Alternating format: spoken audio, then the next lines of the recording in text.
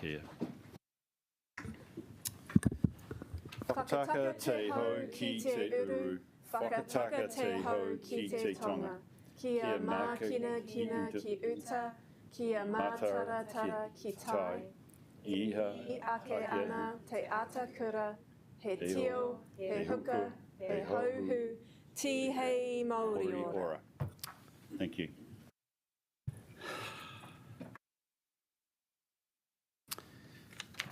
Right, welcome everybody, and I always like to start, and there's always good reason to do it, Stephen, to thank you and your team and staff assembled here, and probably a number of other people at desks elsewhere around the place for a very good, and I'll be honest, improving set of agenda papers. They are on point. They are substantial in terms of it, and very insightful, if I can say, from an independent perspective, into the workings of the organisation, and one which hopefully members gives us a good chance to engage with you, Stephen, and the team that are assembled on matters of risk and assurance. So it's really, really superb. So I appreciate that. So we could deal with apologies first. Councillor Paul apologised early. It's a Reo, and she's involved with that. So I said, great, please enjoy it and celebrate. And Sean, I understand you early departure as well. Thank you for your prior advice. Is there any other apologies we should be aware of? I haven't had any. Emily, I don't think you've had. So in that case, can I move from the chair that we sustain those apologies? Could I have a seconder, please? Thank you, Jenny. I'll put that motion. All those in favour, please say aye. Oh, we've got. Sorry.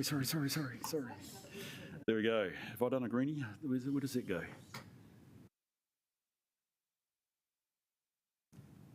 There we are. Thank you. Those against? Oh, I suppose it's there. It's all done. Motion is carried. Thank you very much. Could I move to the conflict of and interest declarations? Are there any matters that are on the agenda which you need to note your interests? I doubt there are any, so let's move on.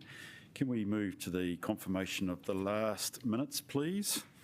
When I get myself right there, we'll find out what date was that, Emily, just remind me. 3rd of May. 3rd of May, thank you. I'll move from the chair that we accept these as a correct record of our discussion on the 3rd of May. Thank you, Linda. Are there any matters of correction or accuracy that need to be raised? As I want to say, it certainly looked like the meeting I was at, so that was good. Okay. In that case, please take your voting devices. I'll put the motion then. Please show your vote. Thank you. I'm hibernating here. Oh, it's up there. Okay. And the motion is carried. Thank you very much. I haven't been informed of any items that are not on the agenda. I do note that not that they're related to items, but for certain items we will have some externals running through the agenda with us, which is useful. I've met Cecilia down below from Aon that I understand is here with us, Stephen, for the insurance. We've got we've got Karen coming in relationship to the audit. Are we expect anybody else we have to allow for? For the Sky Stadium, we've got Shane and Rachel. Right, thank you very much. So we've got some folk guests that will be very helpful to our conversations. Rightio, thank you. I've not been informed of any requests for public participation at this stage, Emily, so we can move on from that. So we can move into general business and straight into the self-assessment survey. Richard, appreciate your heads up on this one, buddy.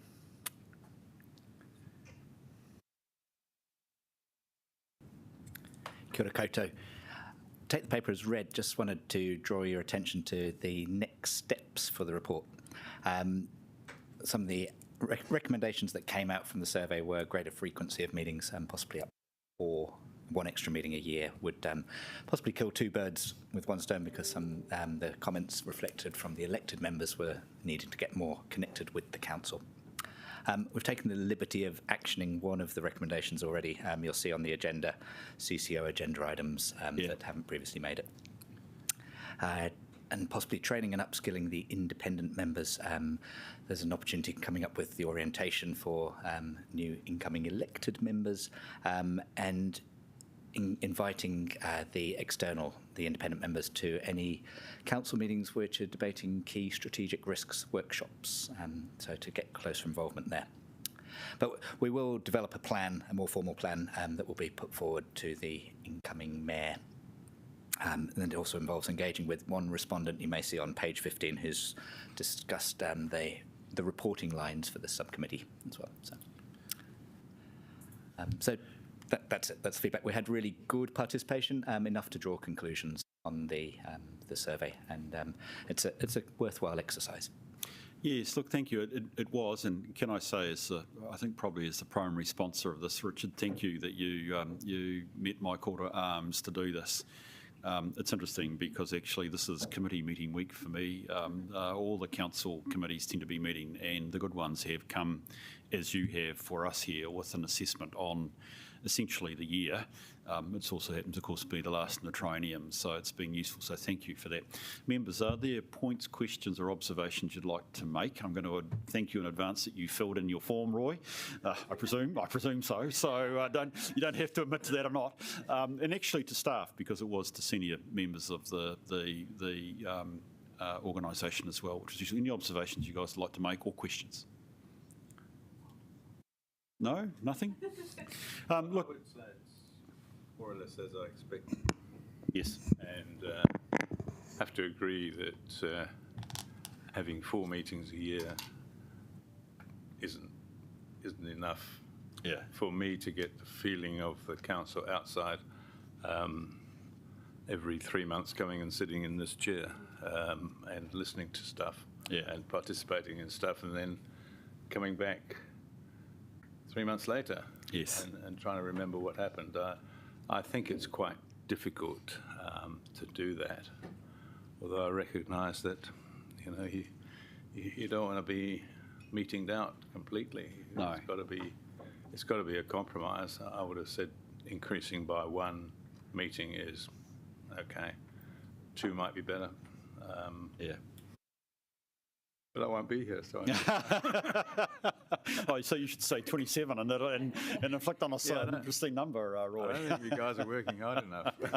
No, Stephen would just about turn purple if I said 27, so no, that's fine. We don't need to. I think that is a point that even already in terms of this with Rich and Stephen I've talked about in terms of the quantum 3 is quite frankly too little. So, and you've heard that, which is fine. Richard, I just wondered, I think I just tried to match particularly those that expressed, shall we say, strong agreement or more importantly disagreement with the assertions. It seems, obviously I just want to check, you obviously did a sweep through it and I think as far as I can see the recommendations or the follow-through points do tend to track and address those issues, correct? That's correct. I mean, the overwhelming strong support for the current composition of the subcommittee came through. I think there might have been one respondent who ticked the wrong box at one point. That was well, that's probably me. It was an exception. I can assure you right now, so I'll take the blame on that one. Okay. Well, look, that's great. Let's not overcook it. I think we need to also treat this as baseline. So the critical point is that I think, making the assumption, Stephen, that your new council choose to continue the committee and continue with us, my view will be I will be looking for a substantial uplift as we go forward over the course of the next year and dare I say it, triennium, which would be important. So, Richard, thank you again for your work. Can I move us to the recommendations, please, which is we receive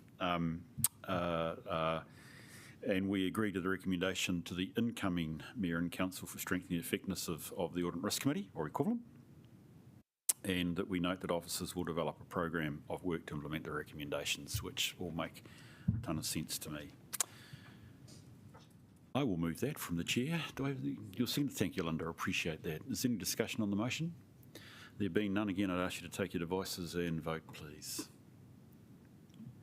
Am I going to get my screen back out of interest? You are working on it? Somewhere here? Yeah. We're okay? Good, it's carried. Thank you very much. Can we move to the can we vote now? It's easy to show your hand, isn't it?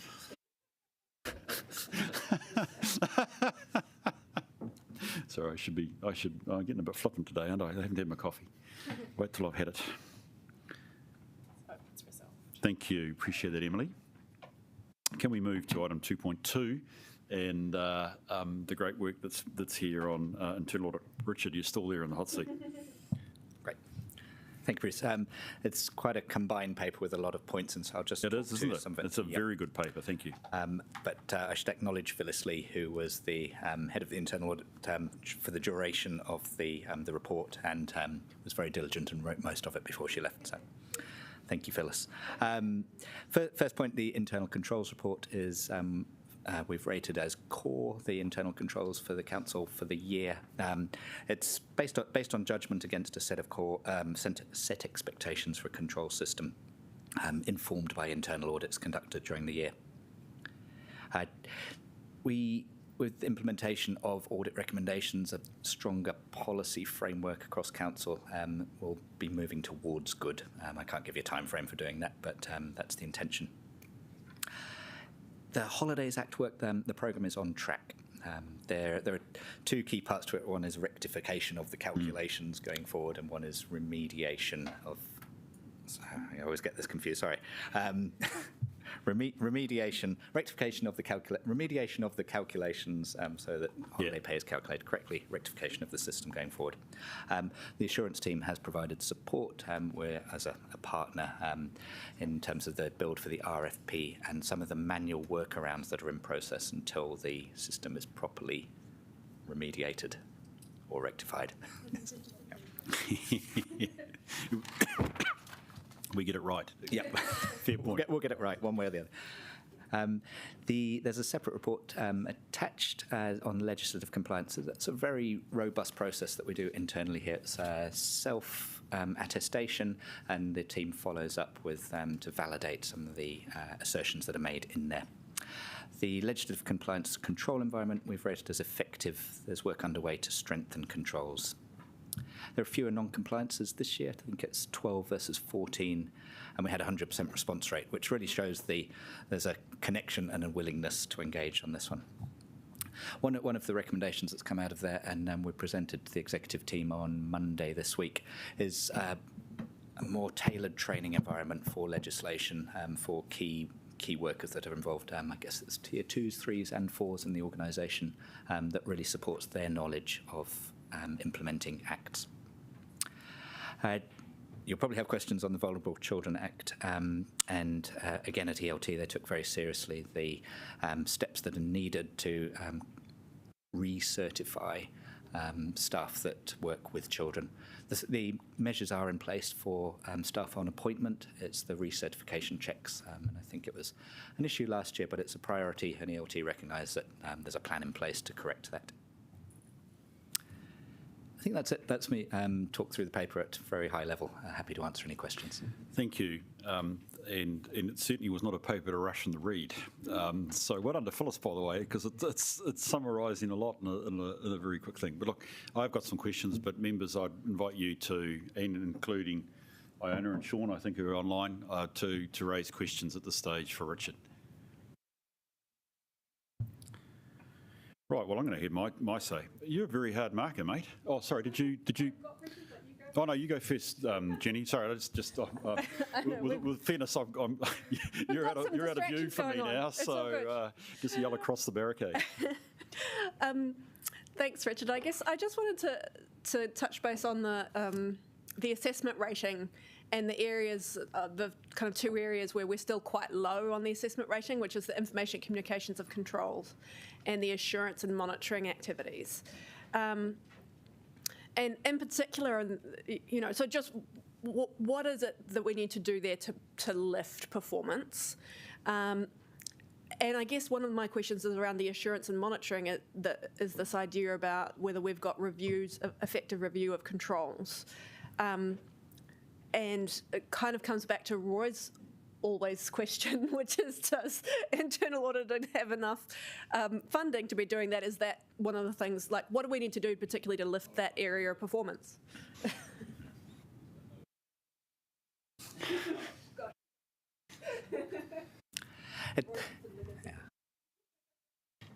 The opportunity for greatest uplift is in the second line control, so it's the management checks. Roy's question is about the third line of defence, and we do answer that we're actually well resourced to do that. Without Phyllis, I can't answer. Probably a different answer. But yes, it's the management controls and the checking that processes are happening as required. That's where, and that would be supported by clearer policies and clear responsibilities for people, which is the control activities part of our report, which is only rated at initial level, which is sort of the lowest rating.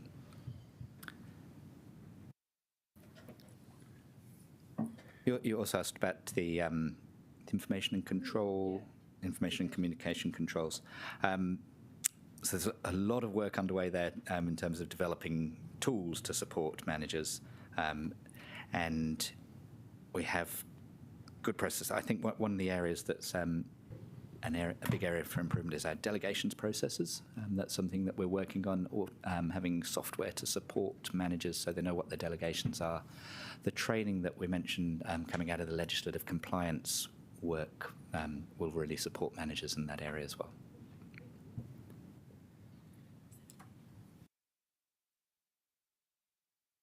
Thanks, Jenny. Do you have other questions? The other questions I had were just about the results of the internal audit of the Project Management Office and the Evans Bay Parade Cycleway. I guess on the Project Management Office, acknowledging that this is an area that's being stood up currently, so it's probably not that surprising that it's still in process, but just what were the key the key feedback about how we can improve in that area? The PMO review was not a maturity assessment of the PMO. It was looking back at previous reviews and seeing how the progress that's been made against them. I think the last report was 2021, so it was a private a maturity assessment, a P3M3 review, and it made 49 recommendations. I think we found that of those, 10 had been fully implemented. There's a program in place to implement the rest, and a lot of it relies on a system, a PMO IT system, which is on track. I think they've identified which system they're going to work with, embedding it. There are other areas, I think, as you say, the team coming together and having certainty around who's doing what to implement those recommendations. So it was a good, timely report, and we had good support from the team. So.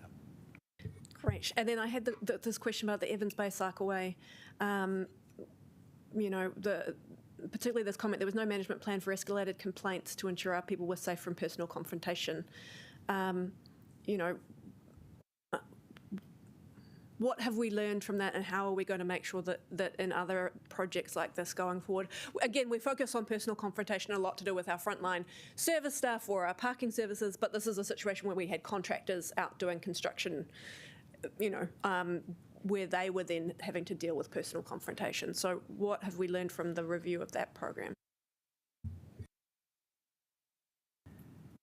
I might have to defer an answer for that, but I think it's a coordinated response. So the staff on the site were feeling threatened, but it wasn't being reported back in action.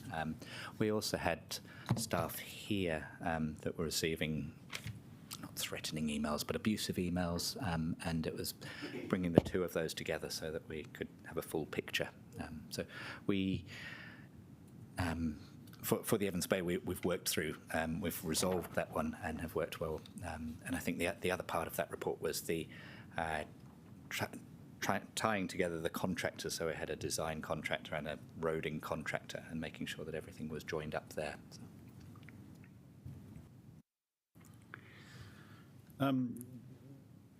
As I say, a lot packed into it, which would be lovely to unpack, and I don't want to go through everything. Actually, the words were, it's amazing what information is in here about the inside of the organisation, which from a risk perspective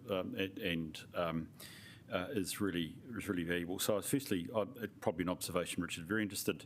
No, a comment first, which is an observation. Thank you for coming here with specific conclusions. That is actually really important. And I appreciate that management are reporting on themselves. And the fact that you have actually been quite hard on yourself is indicative. Sorry, I should be careful how I say this, but it seems to me to be indicative that you are, that the organisation is taking the work of you and your team importantly, and that you've got the capacity to say, actually, we're only core or initial, which actually isn't the result that we want. Now, I don't mean that, and I don't mean that in having a crack at you, or indeed the organisation, but it's clearly we've got room for moving. So, again, I seem to be getting lots of plaudits here. Well done. You've come with the fact that you've come with definite conclusions is incredibly helpful, and it's really interesting when I look at that spider diagram that in fact we've got the classic trap that we've got to work ourselves out of, Jenny, which is actually we implement something, but our ability to monitor and check controls is less well developed. So I'll be very keen, and again, this is probably have another crack at Roy's question, is actually what support the committee can give to make certain that side of the spider gets picked up. Because again, from our perspective, that's the assurance side. So well done. I mean, it is really helpful. I had some questions on those individual projects that your team had done, but Jenny, I think you've picked up most of the ones. I did have one, and I appreciate the sensitivity that you are disclosing anonymously, as it should be and must be here around the protected disclosure stuff. But a little small point, which hopefully I can ask a question, which is a yes or a no one. The first protected disclosure became a non-disclosure because the person chose to take it up directly. It doesn't say that the matter was resolved. Was the matter resolved? And I'm trying to put that in a yes/no question rather than asking what the issue was. I believe it was. The complaint was about a partner organisation, I could put it that way, so it was resolved through that partner. Right, good. Okay, that's great. Then I was incredibly interested, again, I probably just want to make a couple of observations. The legislative compliance list, thank you. You've said you take this seriously, and we have to. We're a creature of statute and we live and die by it. An interesting observation that continually comes through the reporting is the cost of staff turnover. And the challenge that brings, because it's your first thing on what we found. You comment on staff, and then when I go to the second page around non-compliances, again there is the new leads coming on board. Now, we have to accept, and indeed there are good reasons to have staff turnover, but it does reflect the cost of transition and possibly how do we protect that corporate knowledge. I'm looking your way as well, Stephen, in terms of that going, because it has a direct impact on actually our ability to comply with the law, which is interesting. I don't know whether you have a comment on that one, Steve, but I just want to reflect. Here goes a challenge, and I see that even in the feedback. Constant training. It must be a constant need. Yeah, and this was topic of conversation at ELT on Monday, which was. As we've got turnover, how do we make sure that those that are coming on board come up to speed really quickly in terms of their responsibilities in terms of the various legislation, and it dovetails in with the delegations that they hold. So that is an area that Richard and Beth are working on, or are going to come back to ELT with a plan about how do we address that. And I think, as you say, Bruce, it is a real direct consequence of high turnover, or any turnover, which we obviously want to try and avoid, but that's not always possible. But it is an implication of that, and we are thinking about how do we deal with that in terms of onboarding. But clearly, when somebody that's been here for quite a substantial number of years that knows the legislation backwards departs, then that's a gap, and we don't just rely on corporate memory. There's documentation and training programs and how we onboard properly. So it's definitely on our radar. Yeah, no, thank you for that. Look, Richard, I just wanted to really name 4 areas that interested me in the non-compliances. I don't know whether, in fact, I should necessarily ask questions about that because they're not necessarily for you. They may well be for the various managers. But I will at least name them so that you can be aware that from a at least the committee perspective, they are of interest, and you may want to contemplate whether there's something we could talk about later. Because indeed the schedule on page 33 of 178 is actually, again, it's insightful both in terms of compliance, but actually how the organisation is operating. So I couldn't help but look at the Building Act and look at the challenges. Again, it's a people challenge. As I read it, Stephen, it's a people challenge to keep the resourcing and capacity up there, reflecting the general value that we have a benchmark of 20 days, and we are substantially behind that. And again, these are issues that are well traversed, not just here, but within the sector, but it is affecting compliance. So I'm just interested in that. And we've had a briefing on that before, so I don't want to go too far over that. I was interested, and maybe you can comment on this, the Local Government Act. There are a couple that really attracted my attention. One was the non-compliance with Section 17A. 17A is a much loved or a much abused section of the Act.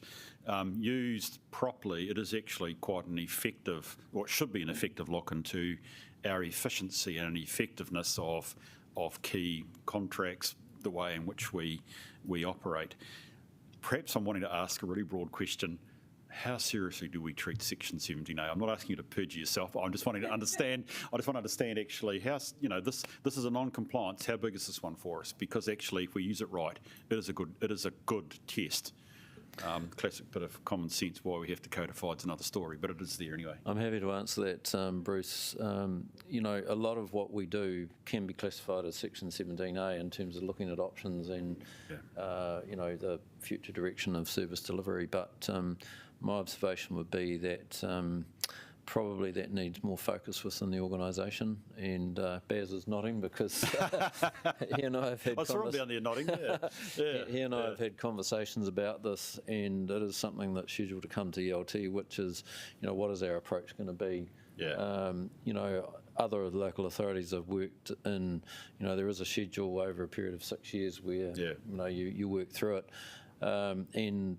In terms of the LTP process, there could be key areas that are examined in that way ahead of the, LTP kind of discussions. So I wouldn't say that there's been a really strong focus on Section 17A within this council, but there have been processes that you could, kind of say, well, that does meet the obligations under 17A around some of the key areas that we've been working on. But I think it does need a good look at. Look, Stephen, Baz, could I invite you to come back to the committee at an appropriate stage with just how you, how you propose to address this, and I think the validity of me asking that is that as a committee that's concerned with risk, it's important to understand, do we meet the law? And I can appreciate this meeting, and this is the meeting of the spirit of it, so I guess I'm after the latter. And to have that broader sense. I must confess, if it comes down to efficiency, effectiveness, performance, it's probably with the Finance and Performance Committee, but in terms of compliance and actually what is the program or the way in which you plan to attack it, I would be interested that we understand what that is rather than meddle in actually the doing of it.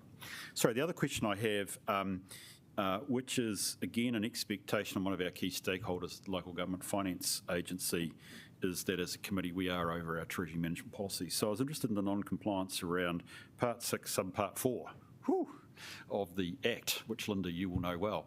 Not. Sorry, I shouldn't say that. I'm trying to make a joke here. I'm wondering if anybody, somewhere down the track, give me a sense of what that really is the issue for us, because that's dealing with our Treasury Management, and it is a significant part of our funding and what we do with the balance sheet and our ongoing thoughts. So I wonder whether, is there any comments that could be made on that one at the stage? I'm looking this way. Raina, are you able to answer that, or Sarah, perhaps? Is it on? I'm not sure. Oh, welcome, come to the table. You're welcome to come to the table. In fact, I'd try and get rid of a few tables if I could. So. Where are we looking? Sorry to be pointy-headed here, but I'm trying to reflect here again both the role of this committee, but also given that's a significant part of our funding mechanisms within the organisation, I'd be interested to know where we believe we're non-compliant. to bring it up somewhere. This is actually the first I'm hearing of this, Bruce. Sorry. Oh, okay. Well, look, I'm happy for it to be taken offline. Yeah. What I just like to reflect is that as a committee, we're receiving information of non-compliance in a critical area of Treasury management. I'd love to know, A, what it is, and B, more importantly, what's the solution going forward. Again, it says the new league manager, so I'm assuming I'm the new league manager. you may be the new league manager. So I'm thinking it's possibly because there wasn't a continuity in management through that time. When I did, this is to do with the attestation, right? So when I did fill that in, Bruce, I was quite clear that, I started in January, so therefore I don't have context of the sort of July through to January period, and perhaps that's what's coming through here. So not necessarily that we're non-compliant, just that I couldn't populate for the entire 12 months on that piece. I'm hoping, but I will take it offline and come back to you. Look, I don't want to create a lot of work, but you can see why it's... As far as I'm aware, there hasn't been any non-compliance with any of our treasury management policy settings, being the liability management and the investment management policy. So those are the requirements of the Act. Great. Well, thank you for that. I can back that up now. Hey, look, and thank you for that. But here's the value of good information, Richard. And also just let you know that we do read these things, so that's good. No, thank you for that, ma'am. Look, that's the end of my questions. Anybody else? Iona, Sean, while we've gone through it. Rush has some questions. Oh, we do. Oh, sorry. Coming in and out. Oh, sorry. Sorry, Sean. I hadn't realised that you had your hand up. In fact, I can't even see you. So you're still there, are you, Sean? I am here. Can you hear me? Yep. Yeah, and you're welcome to ask your question, please. Trying to find my...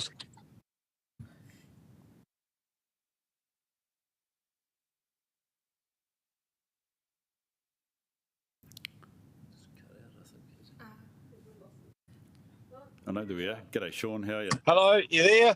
I can hear you. Yeah. Okay. So one of the things I've been quite surprised about is that when we get asked under the Official Information Act or legislation about documents or emails or correspondence, the individuals concerned do the first review, and I just feel that's just a flawed way of doing it. I'd like to ask Assurance their thoughts on whether they should be doing the review of emails and correspondence rather than the individuals who have got a lot to lose if bad things come out. I can answer that. The individuals are aware of the obligations under the Act. We do have the ability, say if it's a departed member of staff, to request the IT team to look through those correspondence for us, but really we do rely on the individuals to provide. And if there's both ends of an email chain, we'll be able to corroborate the evidence that we gather. Yeah, okay. The other thing is what can be done about stopping people leaking stuff. So you're talking about dishonest elected members, really, who are leaking confidential information. What can be done to ensure that doesn't happen? Can we put traces on emails or other sort of devices? I guess if we could, the government would have done it by now. Sure, no, I'll answer that. It's Stephen here. I think at the end of the day, that's down to culture and behaviour, because whatever systems that are put in place can, in effect, be worked around. One of the things that we will do, and we have actually started to do it, is watermark through the public excluded section of the agendas the name of the recipient. But, that still doesn't stop, that information being shown to somebody that shouldn't see it. So whatever systems are put in place, they can be, say, abused. So it really comes down to a culture and behaviours and making sure that people understand why that's important. Thanks. Yeah, I mean, I do wonder whether our friends in the press should be made liable for making money out of breached confidentiality. I'd like to understand if our lawyers have looked at that angle. No, we haven't, Sean. I suspect Good if they could. this is an important matter that will come up under induction in the first instance, and I would suspect under induction with the new councillors, there would be a substantive session on Lagoima, both in terms of the process, which Sean was your first question to Richard, and I think if I've interpreted your answer correctly, looking for the willing cooperation of the people affected by the request rather than using your powers, which is to search council systems for emails. That's correct. Yeah. One other thing that we're putting in place is a protocol for elected member requests, which will clarify the process. And then the other thing, of course, is just that key point around confidentiality, which probably is in the hands more of the politicians rather than necessarily management. So that induction process and the quality of the understanding and the commitment to the code, which will codify, code of conduct, which will codify that, is a real question for councillors themselves and as a team to answer, rather than, dare I say it, you, Stephen, or you, Richard. Okay, brilliant. Thank you, Sean. Appreciate that. Right, can we move to the... Oh, you go for it, Jenny. Thank you. Just while you were talking through the non-compliance, I wanted to follow up on the one about the Public Records Act, which said that there was partial compliance exceptions to do with monitoring and reporting on organisational record keeping. I guess my concern there being that we can't be transparent and share things under Lagoima if we're not holding them. So the first order issue is are we doing a good job of holding the organisational information that we are supposed to?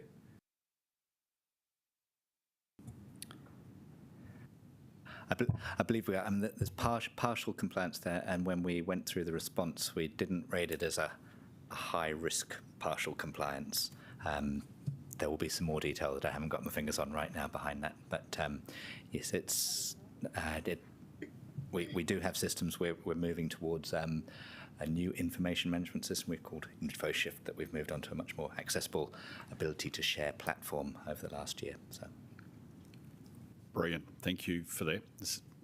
Right, can we move to the recommendations, please, on page 23 of the agenda pack? That we receive the report or the information about the internal control environment, that the legislative compliance system, and actually the aspect we haven't looked at, we haven't focused on, but would have read obviously, is the gifts and hospitality register. Do I have a mover and a seconder for that, please? Thank you, Jenny. Do I have a seconder? Thank you, Linda. Appreciate that. Is there any discussion on the motion? Can I ask you to take your device, please? Oh, Sean, did you have a comment you want to make on the... Yeah, and I'm sorry for...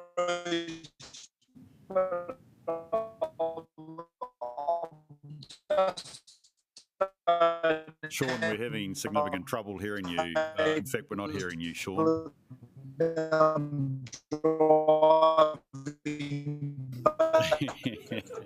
think it's an important point.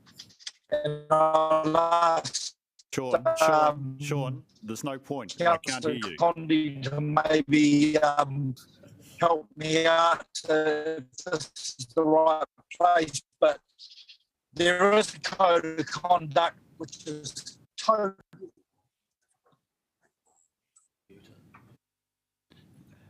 Are we allowed to cut him out? Okay, can you hear me now? I can hear you now, Sean. Yeah. Sorry, you were like underwater, buddy. Was that a yes or a no? I didn't hear you, so you need to repeat in summary what you said. Thank you.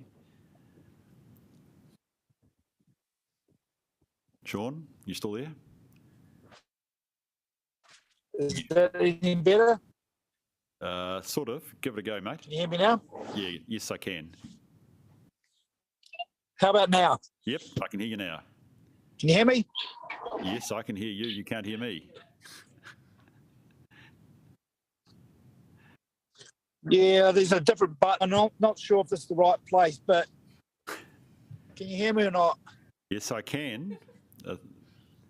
Okay, the code of conduct needs to be updated. The code of conduct needs to be updated. Can I just ask the committee's leave? I think we've heard the key point from Sean. I can answer that. And without wanting to be overly censorial, can I just acknowledge that we've heard from Sean? Do you mind if I just pick up? Yes, I think what I think he's getting at, and you know, Sean's spoken about this a number of times about the view that the code of conduct needs to be updated. I think most councillors were in agreement that the code of conduct needs to be updated. And I hope that that's a piece of work, and I'm fairly confident that staff are looking at doing that as part of induction for the next term. But in particular, looking at the code of conduct at the moment is not very strong, to be frank, on issues around when very sensitive information is shared. And that's one of the issues, for example, that we had when staff were trying to make decisions about sharing external legal advice, was concerns about the protections around keeping that information confidential. So I think the plan was we were going to take a lead from Auckland Council, who I think have much stronger provisions in their code of conduct around the protection of that kind of information. So I think that was what Sean was getting at. So I think I'm just, get it and try and let him have his say on his behalf. Yeah, no, thank you for that, Jenny, because I am sensitive in saying, well, can we cut Sean off? It sounds like I'm running the cutter here in a wrong way. So thank you for that. So we can assume that's the case, and Sean is welcome to add to that later on offline if he wishes to. So I think Jenny and Linda have moved and seconded this motion. Can I ask you to vote, please?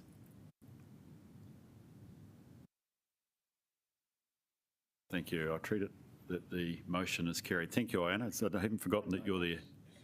Yeah. Now Sean's done. Well done, Sean. Thank you. That's great. Appreciate that. And Richard, thank you again to you and the team for a very, you can see, good report, because it gave us good reason to want to talk. Can I move us then, please, to the Strategic Risk Update report? Again, another great report, Kim. Thank you. Kia ora tātou. Again, as with Rich, I'll take the papers as read, but just a few points I'd like to note. I guess first off on the strategic risk exception reporting. Since the papers were put together, obviously we've had a change in the COVID framework that we're living under, with a change in restrictions and how we're doing things at the council, with our leaders responding to the new arrangements. The last time we looked at this risk, there was still significant impacts expressed by many areas of the council in terms of issues with recruitment or uncertainty over the impacts of long COVID and staff illness, and loss of revenue in some areas due to lower visitor numbers and things like that. So we haven't really thought that now is the time to reassess the risk yet until these new changes bed in a little bit, but it's important to note that the environment has shifted, and over the next couple of months we can expect probably to see some changes in some of these risk areas. So it's something I think I'll be keeping in touch with ELT on across to get their feel what's happening across the organisation. The other thing, I guess it's quite relevant to the conversation that just happened around sensitive documents and things like that. What we have set up, and this is accessible to you, Bruce, and to the elected members, is a resource folder in Diligent. So that's basically when we're doing the exception reporting, we're bringing to you kind of significant key changes to the risk profiles, but also in between times there are small updates in terms of improvements and measures that are going on around the organisation that don't necessarily change the risk that much, but we're adding to the profiles. So what we've decided to do is set up a resource folder with the most up-to-date risk profiles in it, and Diligent, available for you to see any time, and when we update the profiles you'll be able to see it. Now I appreciate this doesn't really help Roy and Linda, so I guess how we can support you if you want to see a specific latest version of a profile is probably through a direct request, I suppose, or connecting with your colleagues on the subcommittee. I'm not sure the best way to do that, but I thought it would be a useful resource to have access to so you can see changes as we go if I'm not bringing full profiles to you. So that's the first thing. The next thing is around the risk register review workshop. So not sure yet what the schedule will be for this subcommittee, but the intention is that we look at the full framework that we introduced in February, just to say, well, that first year is down. How's it worked for us? Are we looking at the right things? But I think one important thing to note is we should probably schedule this after the first subcommittee meeting, so whoever is new on the committee can get a feel for what we're already working with. So that's one thing I think I didn't put on the papers, but it's probably important to note that it would be good to give anyone who's new to the subcommittee a bit of background so they can explore some of those things before we actually revisit the whole register. The maturity survey, it's very positive trend. We're very happy with that. Of course, there's still areas we really want to work on, and we're quite far from the target levels that we would like to reach over time. But I think some of those areas around building risk culture and some of those big organisational areas, we're definitely on the right path, but they're going to be take a bit longer to shift than the more immediate things such as developing tools and then socialising them throughout the organisation. And then finally, just a note there, the new piece of work that we've taken up with our colleagues in Mataho Aronui to do more alignment of the risk framework with Tākahiri and with Tupiki Ora. And this is a piece of work that isn't huge, but it's important. And one thing to note is that whatever we do, it has to be not just to make us feel better that we're doing the right thing, it actually has to be meaningful for mana whenua and for Māori. So how the changes that we introduce or the way we reflect those documents or the intent of those documents will necessarily have to be meaningful as well. That doesn't mean throwing out the baby with the bathwater for the whole risk register, but we are discussing ways that we can bring meaning to that work. And that's all I have in terms of additional to the papers, so happy to take any questions. Thank you for that, Kim, very helpful. Members who've got questions for Kim? Yes, go for it, Jenny. Thank you. Can we start with the review that you're looking to do with Tākahiri? And I guess one of the things would be, will that review be finished in time to bring it into the next review of the strategic risk register? Because that would obviously be ideal. But can you give us a bit more information about what you think what changes the review will actually deliver? I guess we're looking at options at the moment. It's very much in the scoping stage with the team. I would like to bring something to the review, and at the minimum, I think that will be a change around a better narrative of how our strategic risks relate to our strategic goals and outcomes in terms of the organisation, and including some of the more important areas, taonga, important outcomes for Māori, reflected in some of those consequence areas. But other options that we are thinking about, and it's very much still on the table in terms of a scoping conversation, is one way we could reflect it better is to actually have a dedicated risk profile for an effective implementation of the strategy and Tākahiri, as we have with an effective climate change response. Now, that's very much just an idea at the moment, and it's dependent on what happens with the whole review of the risk register. So there's a range of things that I'll be working through with the team to see what options might be available. But, yeah. Thank you, Jenny. Yeah, I've got a couple more if that's Oh, no, please go for it. Yeah. I was just also interested in one of the actions that was suggested in here was a development of risk appetite statements, and just be interested in how that process would roll out across the organisation and particularly with elected members. What that will be part of, I guess this is also about the narrative of, we've got a risk register, but we don't really have a kind of overall document saying this is how we do risk at Wellington City Council. So I would imagine it will be part of that kind of overall arching document saying this is our enterprise, these are our outcomes, this is strategic risk, this is operational risk, but in there, and the risk appetite statements are really about this is the things that we want to be reported on at this level, and these are the things that we are trying to minimise as much as possible or have lower tolerance for. So at the moment we have some quite basic statements, I suppose, as part of a kind of reporting decision matrix in terms of if you get something in this area, then you escalate it to a manager kind of thing, but not really related to the types of risks they are. So the first step is really a literature review of what other councils and other areas are doing, and actually some are quite well advanced in this area. And I think I haven't got too far into it yet, but generally it's kind of half a dozen kind of key statements around these are the most important things for us to know about as an ELT, or the things that we want to keep track of and that we absolutely will always have in our risk register or whatever. I can't speak specifically to the kind of statements, but they're kind of short, punchy paragraphs about this is what we think about risk at this organisation. Obviously, we have to accept some risk. We're never going to reduce all risk or eliminate all risk, but there's some areas where we will prioritise as an organisation.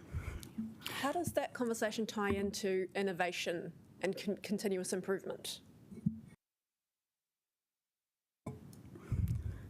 Good question.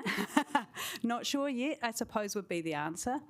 I think that the flip side of risk, the opportunity side, is an area that we rank lower on in maturity, and I don't know if we have really strong view on that yet, I suppose I would say. I think by nature, the cost-benefit analysis or business case is the position where we really do have those kind of opportunity risk conversations, but how we capture that into the risk appetite statements. I mean, there's some decisions we just have to make, whether they're opportunities or they're forced upon us, I suppose, and there's some risk associated with this, but I'm not sure how yet opportunity will come into the risk appetite statements. Perhaps I could just jump in there to support Kim. I think that will be a very helpful conversation to have politically with management in terms of where is that kind of balance between innovation in trying things versus, belts and braces. We're not going to move because we don't want to create any adverse risk. So, that I think is a conversation, and I don't think it's a black and white kind of here's the answer. But, you can kind of see how some things might have played out in this training where let's go for it, let's go, speed up something and it has consequences. So, you kind of can't have it both ways, but I think it's going to be really important to have that conversation in facilitating that through this sort of documentation in the risk appetite. That will be really helpful, I think, to both the elected body but also to management in terms of where is that line drawn? Jenny wanted to make a couple of comments on the risk appetite. Look, my experience is actually your literature review should be wider than local government. Okay, because in the various risk seminars and workshops that I have observed and been involved in, it's easy to identify the risks as we have. Risk appetite is much harder, and therefore we don't do it well. So that actually says we do need to do it. So well done. I'm glad that we're going to do that because, Stephen, in the way that you've said it will do that. I think the other thing, and I'm always concerned when we start putting numbers around things that suggest that risk management has a level of precision that actually it probably doesn't. But I think when we start to talk about risk appetite, we also then start to get to what are the indicators of whether a risk is being managed or not. In other words, there's a level of data here. So I think that's going to be interesting to do that as well, because it then starts to show what are the red flags of success or otherwise. The other thing that I think we need to acknowledge, Jenny, is inherently local government's conservative for good reason, which is that we're dealing with other people's money, not our own. To be blunt, that sounds like the accountant in me, but that's the reality. So it doesn't say, and certainly innovation has to be part of a local government profile, and that's why, again, we come back to the point you've made, Stephen, that this risk appetite discussion hopefully would be a good place to be able to have that. And I'd ask you not to lose that idea, because I think that's actually something that we really do need to have, because the most innovation comments I've got back into have got back into that innate conservatism of local government, which perhaps sometimes has to have its boundaries pushed. Thanks, Jenny. Those are very good questions. Anything else that you'd like to raise? The only other question I had, I was interested in the wee spider diagram. There were a couple of areas, there were 3 areas where it seemed that ELT had a much more positive outlook on where we were at compared to lower levels in the organisation. I was just interested in your reflections on that. I was particularly, let me just zoom in here, noticed business resilience, risk monitoring and reporting, culture, innovation, and risk appetite as being 3 areas where there seem to be kind of the larger gaps between the executive level and other parts of the organisation, and whether you had any reflections on that. I think one reflection would probably be that they are actually seeing that in action more on a day-to-day basis and are more familiar with the landscape across the organisation. And we ask quite a range of people to participate in this survey. So some people might be, even though we're asking them to speak on behalf of the enterprise, they might not have the full lens or know what's happening across the organisation. So that's one take I would have on that. So, sorry, which areas are the business resilience one, I guess? Business resilience, risk monitoring and reporting, and culture, innovation and risk appetite all jumped out. Yeah, so I guess also the other, well, for the risk monitoring and reporting, the focus, I think, on the last year has very much been on strategic risk monitoring and reporting, and we have developed new tools for operational risk management and reporting, but the rollout of those is still quite in the early stages across the organisation, so it hasn't really filtered through as widely yet. So last year was kind of a year of building, and this year is a year of engagement really for the risk management team. So my hope is that that metric would go up next year. The business resilience one, I'm not so sure why there's such a big difference. It might be just that people are, I don't know, tired or not seeing it in their own area and not thinking across the organisation, actually, you know what, we've done okay despite everything we've been through and the multiple changes we've had to respond to. So haven't really drilled into the why. We've got about 170 comments, I think, to work through, free-form answers to look through and see why people have done things. So we will be pulling some themes out of that to see if it can help bring some insights into areas that we can look at for improvement based on people's feedback. So, that'd be great, because it would be reassuring to, what I feel like I'm hearing from you is that I should consider the ELT as a leading indicator, but it would be great to have that confirmation that it's not optimism bias, which is the alternative explanation. I can't say for sure which one it is, but my take is a take on it initially is that they do have a better view of what's going on, but also there possibly could be some optimism bias, but we haven't done the analysis to figure that out because we haven't looked at the comments yet. Yeah. Thank you, Jenny. Appreciate that. I just wanted a couple of comments that I could make. In fact, I'll start at the back because I think that's where you were at, Jenny. The actual roadmap is interesting, and I'm very appreciative of that analysis, the maturity analysis, which is great. I wonder if next time, I'm not championing at the bit for this, but I would be very interested in what your risk champion work plan actually looks like. Because this is one of my concerns as chair, that we, as you've said, we can identify strategic risk easily. We've done that. And we've got a good reporting process here on the whole, which you helped us with last time around. But I am very interested to know how that work plan, what it looks like. I don't want to meddle, but I want to know what it looks like to understand actually how you are developing and inculcating risk thinking through the organisation, because otherwise, as I say, we're just a noisy gong up here talking about strategic risk, and it doesn't mean a thing elsewhere in the organisation. So if I could just make it as a request, don't. That's not an overboard one, hopefully, but just the committee, I think, would be interested to understand what is a critical part of the total roadmap, which is great. I just wanted, then going backwards, sorry, I just think it's odd, but I'm now just looking at the page 44. I wonder if there's anything that from I'm always interested in emergent risk, because I mean, essentially the strategic risk, well, actually, there's a good message there, is that your sort of exception reporting suggests there are some key controls over a good majority of the risks that we have implemented or have in control. That's the previous table, which I like. But then at the bottom is those emerging risks. Is there anything particularly you'd like to highlight for us. I was, for instance, interested, for instance, in terms of our resilience issue, particularly around climate change, and effectively we're saying we can't get to some of the issues because of the contractor market. And you say, well, this is a bit of a thing with us, with other councils. I've got to ask so what are we doing about it? Why aren't we with other councils working with contractors to make certain that when we have another rain event, which we will have, that actually we have the right level of service?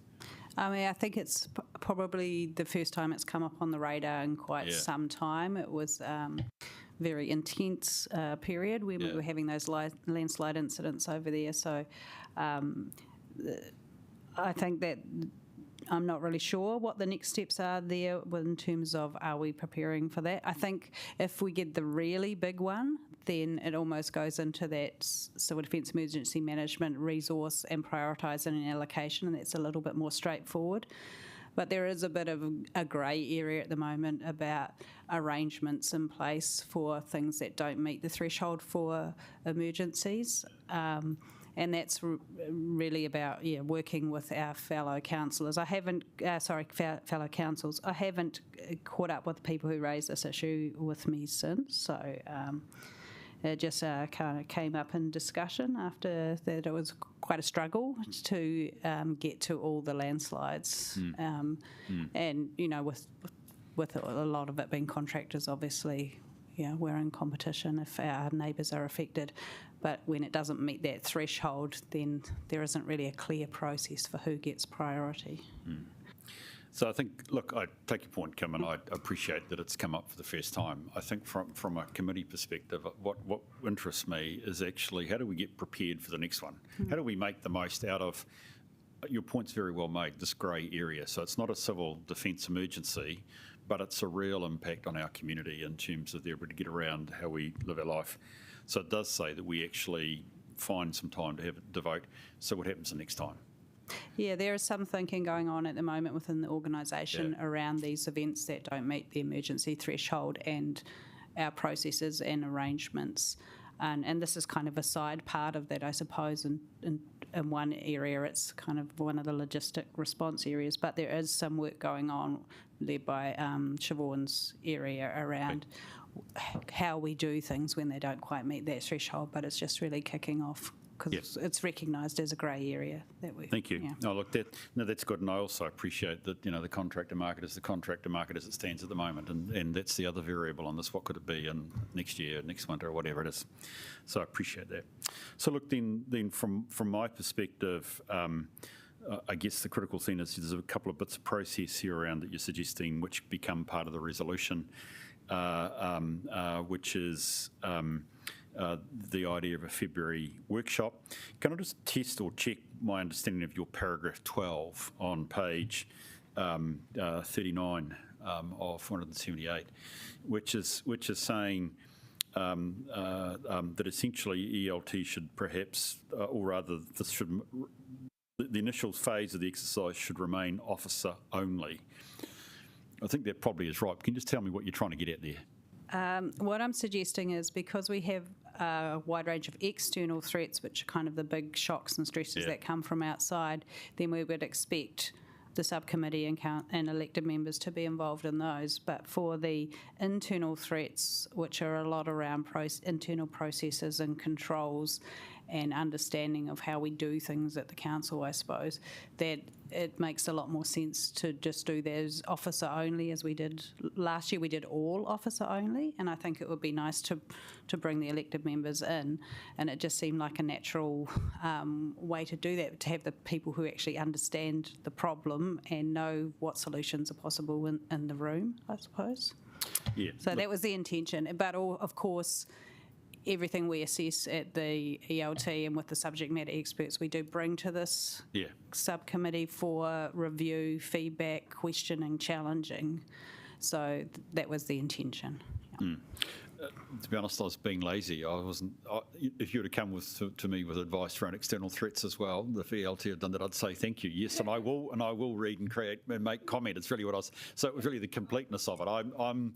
I'm very comfortable in this process that, and to some extent expect it, that ELT, as the primary risk manager, will have all these aspects thought through, even if it's at a preliminary level, and that we then, as governors, will actively engage in the totality of what gets brought, plus also have some capacity within the February meeting or whatever date it is for that natural check, are we missing anything? So I'd be very happy to, I want to say, look, yes, I'll have that, please, but don't just stop at the internal.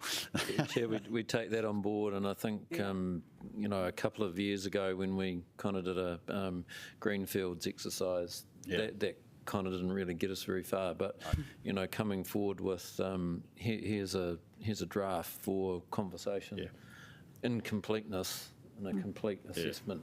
We're happy to do that. Or one other way we could approach it is if we do that for almost all of them, but maybe we just do one assessment and involving the elected members, say something that's pretty universal, like the earthquake and tsunami one, and you can see the process and be involved and understand the rationale for why scores are being created or assessments are being. I mean, that's another way we could do it, just so you can test the rigour of the process and still. Since I've driven us down into the method and the pedagogy of the actual session. To be discussed. What I'm reflecting is the success for that will be a couple of things. Yeah. One, that we can get all councillors there, because I made the assumption that this is for all elected members, not just for the Zoom committee going forward, number one. Number two, I wouldn't want that session to be totally wrapped up with process. And I would like us to be able to be talking and debating about the range of risks that we face as an organisation, which would make sense. So I'll leave it at that, because otherwise, as I say, I'm diving us down too much into actually how the meeting should go. Are there any other questions people would like to raise at this stage? Can I just move to the recommendations then, please, on page 37, which is we received the information. We agree the February, well, we're not going to agree, I don't think we can agree the February 2023 date. I think we agree that in February or thereabouts, we set a date on your advice for a review of the strategic risk register. I hear your point that you'd like the committee to meet first, so it's dealing with the existing stuff before we move into that. I wouldn't want it to be too late. To be honest, I sense get the councillors while they're new in the job, they'll come. The longer they stay, it'll be more difficult to get all the council there, and I think it's important that we do. And that we agree to the participation of the subcommittee and the elected members in that workshop, which, again, I'm just saying, I presume you mean all elected members. And actually, while it's important to get the elected members, you talked about risk owners, so I would assume that we could expect a good representation of senior management there in that discussion, because I think it's a good one to have. Brilliant. From the chair, I'm happy to move that. Do I have a seconder, please? Thank you, Jenny. Appreciate that. Do you mind if I have a quick word? Pardon? I might just have a quick word as well. I just wanted to acknowledge that, all the conversation we've just had is kind of reflecting how far that we've come already. So I want to thank you for how far we've progressed in the last 12 months, because I feel like we did just kind of bank that and then have a conversation about what's next. So I wanted to step back and acknowledge that we really have come a long way in having a clearer understanding of our strategic risks and a better reporting framework. I do think that this conversation about risk appetite and innovation and all of that is probably the next big mountain for us as an organisation to scale. And I do think it's going to be a really important conversation to have as an interface between elected members and ELT in particular.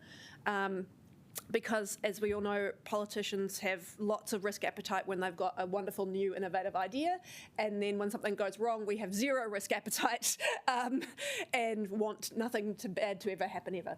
So I think it's actually going to be a really important conversation for us to have about how we, as a group of elected members and working with management, find that balance that we're comfortable with, and then actually follow that through over the course of the term. And just interested to talk about the slips and contractor capacity as well. I know we've responded to over 500 slips this year, and that's just Wellington City, so who knows how many our neighbours have responded to, of which 85 remain open. So that work isn't even finished. You know, like 85 of those slip sites still need further engineering work. It may need further retention work. And the impacts that all of that has had on our ability to just deliver our regular transport program. So I do think that that's a really interesting one for us to pick up and follow up on, because I know that you know, we're not going to be able to finish the transport program we had planned, because so much of the contractor resource for almost a full month has just gone off and been working on slips. So I think that would be a great conversation for us to be able to continue to have as a committee. I think it's a key one. So thank you. Thank you, Jenny. Much more eloquent of what I was trying to say, and I agree with you entirely. It is the knock-on effect of this, let alone which suggests that coordination in the first place is good. Now, while you've been talking, Jenny, I have just, on our behalf, just suggested a slight change, which is actually it should be actually it doesn't matter. But we agree a date early in 2023. Can we just add the word "be set" for a review of the strategic risk register, and on the assumption, a couple of assumptions: A, committee; B, me. Perhaps that we just recognise what that means is Kim and I will have a chat with Stephen and we'll identify a day. Okay, we don't have to put that in but if you can just recognise that change, which is that we just agree one be set in early 2023, that'd be good. So with that, if there's no other comments, can we take out voting devices? Oh, sorry, Sean, you still there, Matt? Can you? Yeah, can you hear me this time? I can hear you, Sean. I just wanted to pick up on the slips, and just note that that notwithstanding those challenges, the stormwater system actually seems to have done an outstanding job, given it's the wettest winter. And I think hats off need to be taken to the team for preparing us in advance, getting the drains clear. But what would be useful as part of the analysis that in the meeting in February that you're talking about is understanding what we did well this winter compared to the previous year, where we had real flooding events in the likes of Miramar and Tawa as well. So just thought it's worth noting that they did do very well, but it would be useful to understand whether that was more good luck. I think probably more good management. Thank you, Sean. That's a really good point as well. So thank you for that comment. Okay, if I ask you please to vote on the motion that's in front of us with your blue devices, please.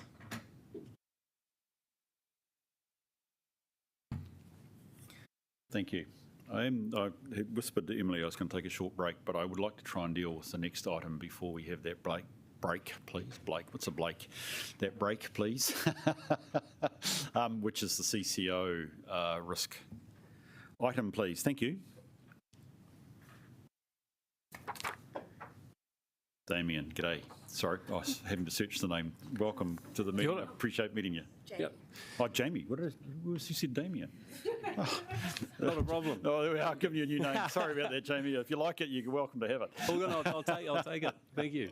Kia ora koutou. This paper notes how CCO risks are managed and reported, and highlights those risks that have an implication for Wellington City Council group risk, and that these risks are captured through our strategic assessment and reporting framework to this Kāwai Māhirahira committee. So there are four risks to note that impact on council group risk, these being the ongoing financial impact of COVID, with a particular emphasis on visitor revenue, but we're certainly optimistic that with the return of international visitors and cruise ships and so forth, that will improve over the coming months. The second one is cyber security risks.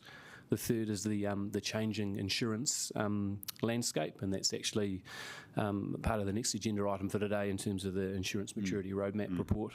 And then the fourth is health and safety risks related to building assets as a result of natural disasters. So the paper has a suggestion for a potential improvement on how CCO risks are reported, and also asks if there are any desired enhancements to how they're reported. So I'm happy to take any questions. Kia ora. Thank you, Jamie. And again, my apologies if I called you the wrong name at the start. This is really a very helpful report, and it's a little minor, if I can call it that, or subsidiary aim of mine as part of the role of this committee, is that we do take a group risk perspective. And so the fact that we've now got this report coming is useful, and I treat it as a starting base and an evolution base. So it's really useful. So thank you for that and your presence today. Members, are there any questions you'd like to ask Jamie at this stage?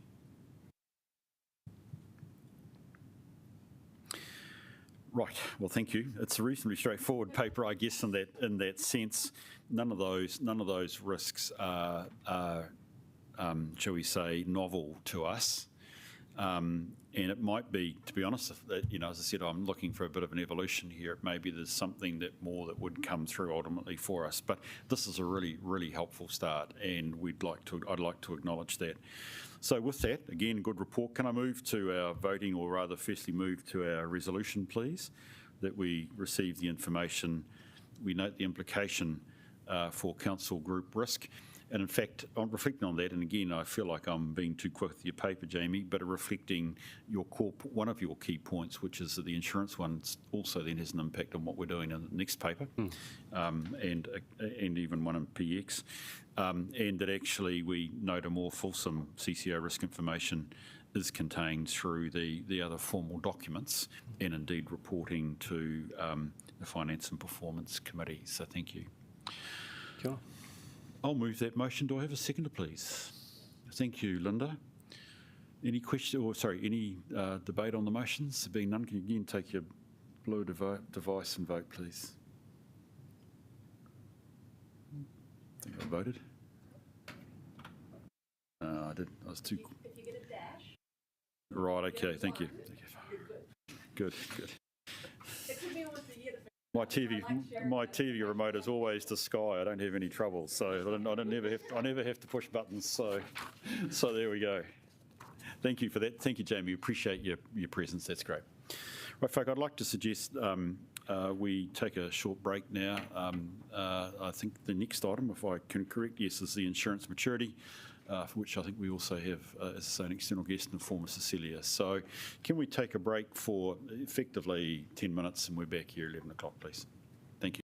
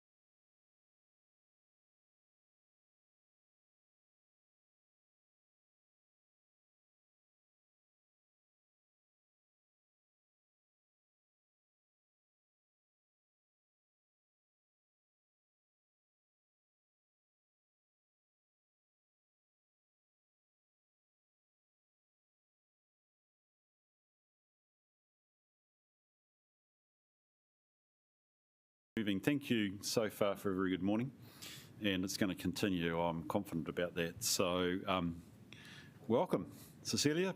Good to see you this morning. Now, having a coffee, being a good Wellingtonian, or rather what good Wellingtonians do, which is drink more coffee than they probably should in the course of a day. So lovely to see your smiling face here. And welcome, you guys. I'd be very keen to hear from you the salient points from it. While you can take it as read that we have we've read the report, very keen to hear key points. This is quite a critical issue at juncture, I think, and where you guys are taking us. So thank you. Lovely. Thank you, Bruce. So I guess just a quick introduction to the paper. So our insurance team, been me plus a couple of my colleagues plus Aon who have been sort of Can you just check your microphones on, please, Sarah? Oh, is it on? I thought it was on. There's a light on. Is it better? Good. Need to lean Good. into it. Can you hear Sarah Iona? Yep, she can. Cool. Okay, so you're all good. Apologies. We're rocking. Right, I'll start again. So just a really brief introduction to the paper. So over the last 3 months, myself and my colleagues in the Insurance Treasury team have been working alongside Aon to do a bit of a fulsome exercise to sort of discover where we're at with insurance at this point in time and where we've come from, where we're going to, acknowledging that there's significant challenges in the insurance market, particularly for the Wellington case at the moment, and that's an ongoing theme that we've seen over the last few years. We've worked with, as well as Aon, a number of stakeholders and made lots of new friends across council and working through this work, including sort of Kim and helping her develop her insurance understanding around risk, etc. And the output from that piece of work has been the insurance roadmap and work plan that we've seen in the report that were presented to you today. As outlined in the paper, this is, while we've done a fair bit of work over the last couple of months, this is the beginning of a journey for us. We're sort of acknowledging that insurance as a whole at council sort of has a fairly steep trajectory to go on from here, and we're hoping that the work plan that we've set out in here is very much the start of that journey. What we're looking for here is, I guess, endorsement from the committee so that we can move on to really ingraining this and starting that journey. And the next stage that we see from this would be to have a further develop those work streams as presented and come back to in the new triennium with a workshop with elected members, etc., so that we can really get that in train. Great. If I can welcome Cecilia as well, there may be some comments you'd like to know. If I can make a personal introduction, Cecilia and I first ran into each other at Auckland Council, where you were doing some very similar work and before you went for higher honours elsewhere. But you have had a national honour a couple of years ago, Cecilia, which was what? Perhaps you want to explain this just for the committee. Good morning, everyone. Morena. That was a while ago, Bruce. Oh, was it? Wow, that's sorry. Great here. No, that's good. Thank you. I was the recipient of the Risk New Zealand Risk Professional of the Year award in 2018. Oh, 2018. So gosh, is that right? A while ago. Didn't seem that long ago. I said well done on LinkedIn. So sorry about that. What's 5 years to an old man? Okay, sorry about that, Cecilia. Okay, gotcha. Oh, look, that's great. So, look, Cecilia, obviously, from now with Aon and the report yours, is there any key comments that you would like to make for the benefit of the committee, please? Thank you, Bruce. So I think one of the key things in terms of the work that we've been doing with the Wellington Council is really focusing on where the council is at in their current insurance and risk maturity journey. And being able to develop a roadmap which really looks at more kind of a stepped process to getting to where the council will want to be in the future so that it is sustainable in terms of its insurance procurement, but also more generally in terms of kind of its risk maturity. So just remembering that, of course, insurance is just one of the 4 options of, risk management, and there are other components to that as well. So trying to look at it in a more holistic way. The process of getting to developing this roadmap and plan has been, I thought, really fruitful. It's been really useful in terms of talking with the many different people within the council. And within that, as Sarah mentioned, just making friends, just having that interaction and engagement, in what I definitely observed was a high level of commitment and engagement with the people that we talk to, and a genuine desire to lift that maturity and understanding going forward. So I guess all I can say from experience working with councils and other organizations is that the first few years will seem like it's immensely busy, all the actions that need to take place, but certainly the benefits will come somewhere along that process and might not be obvious, probably in the first couple of years. But it will happen. So yeah, I just really like to acknowledge Sarah and Andy and the wider team for their time and commitment to this process. Yeah. Thank you for that, Cecilia. That's great. So look, we have in front of you the proposed approach, the 4 work streams, the couple of year program that's in front of us. And what I've heard particularly is and read is 2 things. One, our balance sheet's under pressure. Okay, we can't keep going to the well of debt to be our get out of jail card if we can't buy insurance or it's not there. So there isn't the natural resources left inside the council to self-insure, if I can call it that way. The headroom's low. The second thing is when you're in this sort of situation, it's exactly what you've said, Cecilia. You've got to be strategic in your thinking, not transactional. In some sense, we got here because cover's getting harder to get, and also it's costing more. But actually, you are asking us to go back to strategically think about our placement of insurance and its position inside our totality of our risk management framework. So I think that's a very compelling argument. So members, I would open up for questions, and I think I've got Sean first off the list, please. Sean? Yeah, hi Bruce, thanks very much. Very quickly, Cecilia, I know that GNS are updating their seismic model. Are you working sort of with them to get the latest understanding of the earthquake risk in Wellington?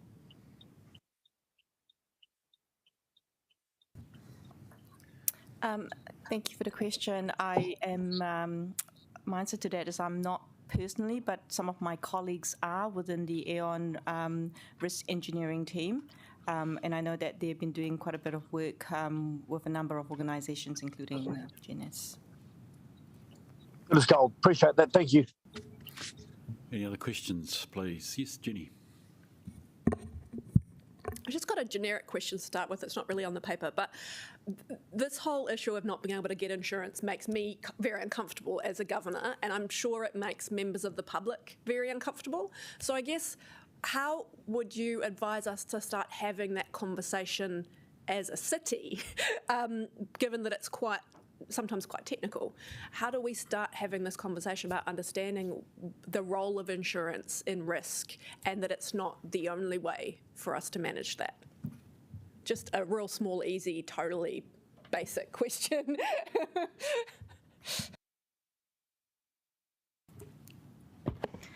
Thank you.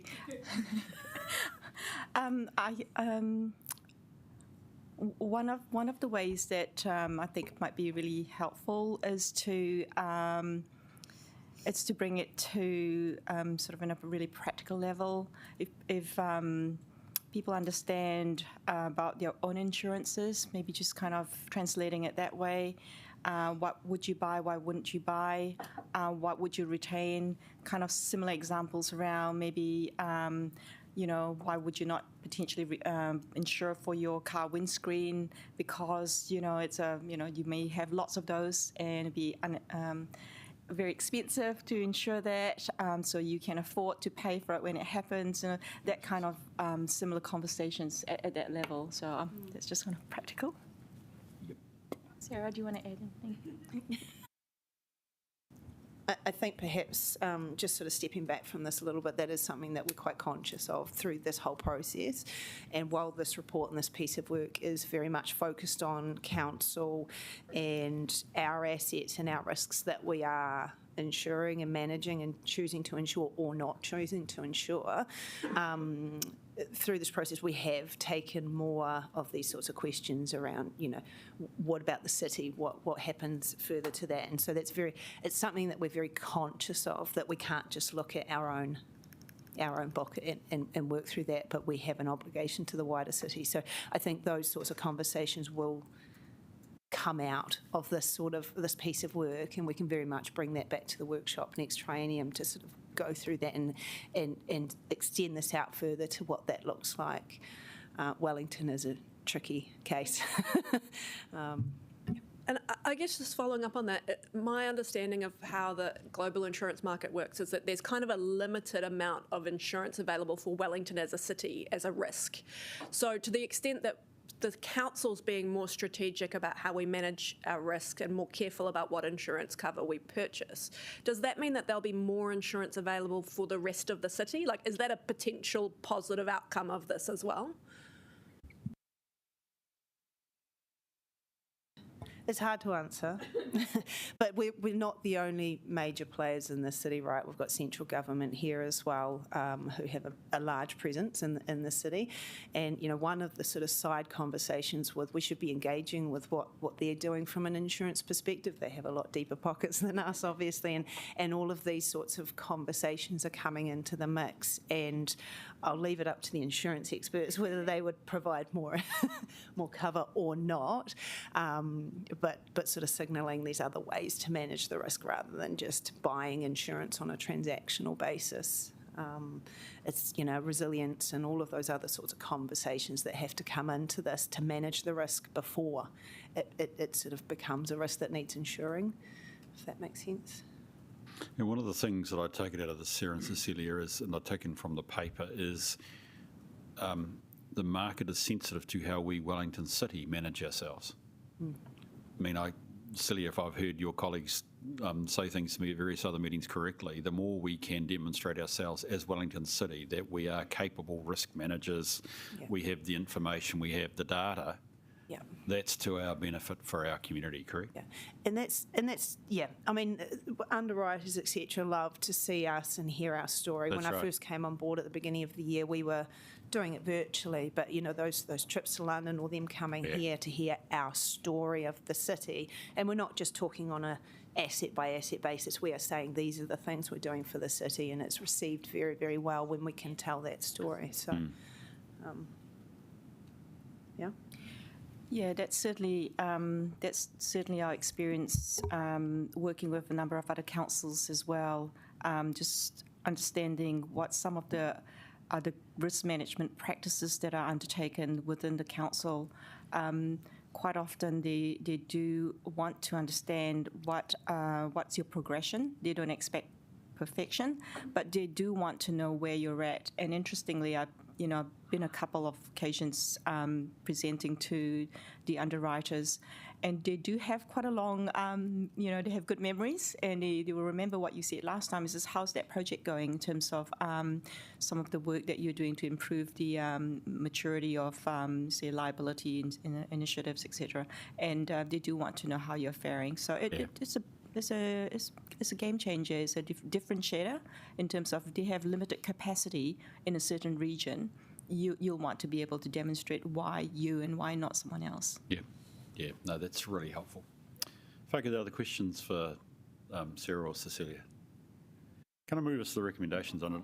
Oh, sorry, go for it, Jenny. I just wanted to let other people have a turn if they don't. I guess one of my questions is a lot of this seems to overlap, the strategic issues seems to overlap with issues around adaptation and building resilience in the assets. So I guess one of my questions is how do we coordinate what is essentially an insurance work stream with a climate change adaptation work stream, an earthquake strengthening work stream. How are we going to make sure that all of that comes together and is delivering on the outcomes you need to see? Thanks. I think we've started that journey with this process. Like Cecilia and the team are coming in. We've talked to so many people across council about, their needs and requirements, how they see. How they test the criticality of their assets, etc., and things like that. So it's one of the key things in here is to get a uniform definition across the council of criticality, right? So at the moment we've got about 20 different ones. So having these conversations and making sure that everybody is speaking the same language, I think, is a really good start, including the sustainability team because they're doing lots of, and the resilience team because they're doing lots of work in this space, is like I say, it's going to be flowed all the way through this work stream. So we'll be having those conversations as we go through. So we're all aligned in what we need for insurance and what we can give to them in terms of the assessment of what's going on. Yeah. If I may add, some of the modelling work that is recommended will hopefully provide some insights and will hopefully provide the data and the analytics. For example, doing modelling on future climate scenarios where you take, increased temperature, for example, at 1.5 or higher, and you take a short, medium, long-term view across the region. Will give you some idea about potential impacts on the city, and that will potentially help to with the planning and in terms of community and potentially managed retreat and adaptation. So it will give level of information and data that the council will use, hopefully, to make that future decisions on managed retreat and other adaptations. Thank you. And yes, the critical assets was written down as one of the things. So I guess, so much of this around the good data comes back to our asset management. Do we have good asset condition data, and do we have a plan in place for all of those sorts of things? Do you think that how far along that journey are we going to get in time for our next, infrastructure plan leading into the next long-term plan?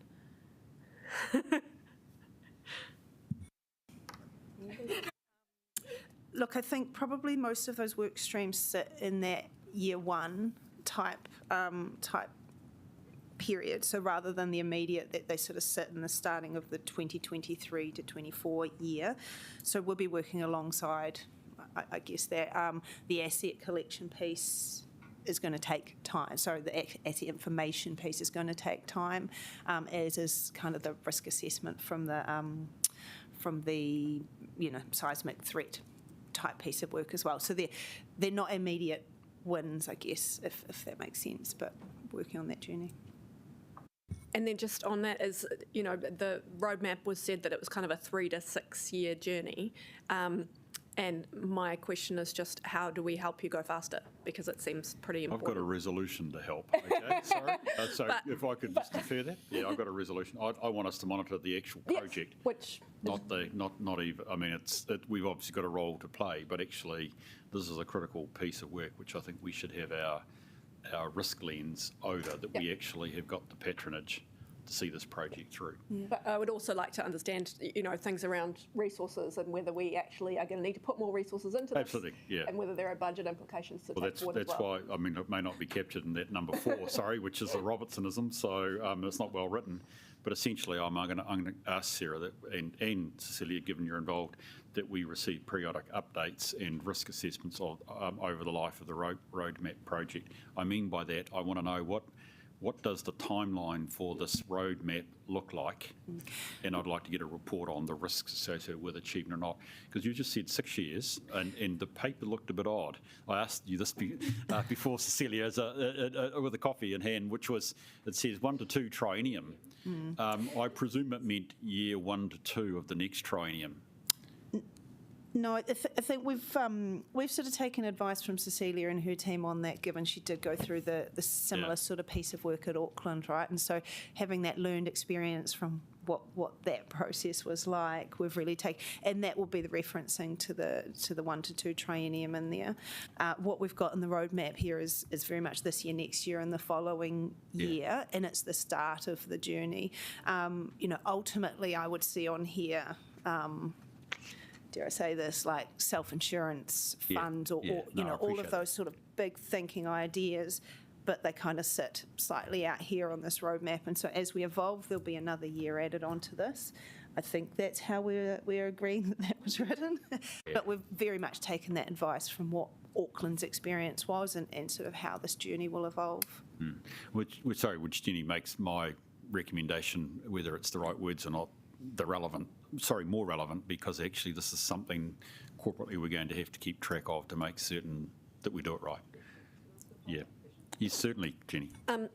I guess my question is, there are areas at the moment in council where if I throw more money at something, it can't go any faster. There are other constraints, right? So I guess that's kind of my question is like, what are your constraints to going faster, and how do we help, if we can, remove some of those constraints? Actually throw more money at it would make it faster. We are literally a 1.5 person team. It's probably a bit above my pay grade, but you know what? Some of these are quite chunky pieces of work, and they will be largely run by Andy, my very, very competent insurance professional. But yeah, it's engaging across council, it's gathering this information. We will rely on other business units to help us with this journey. We'll also rely on these guys to sort of continue partnering with us, I think, hopefully. And yeah, so there will be resources put into this.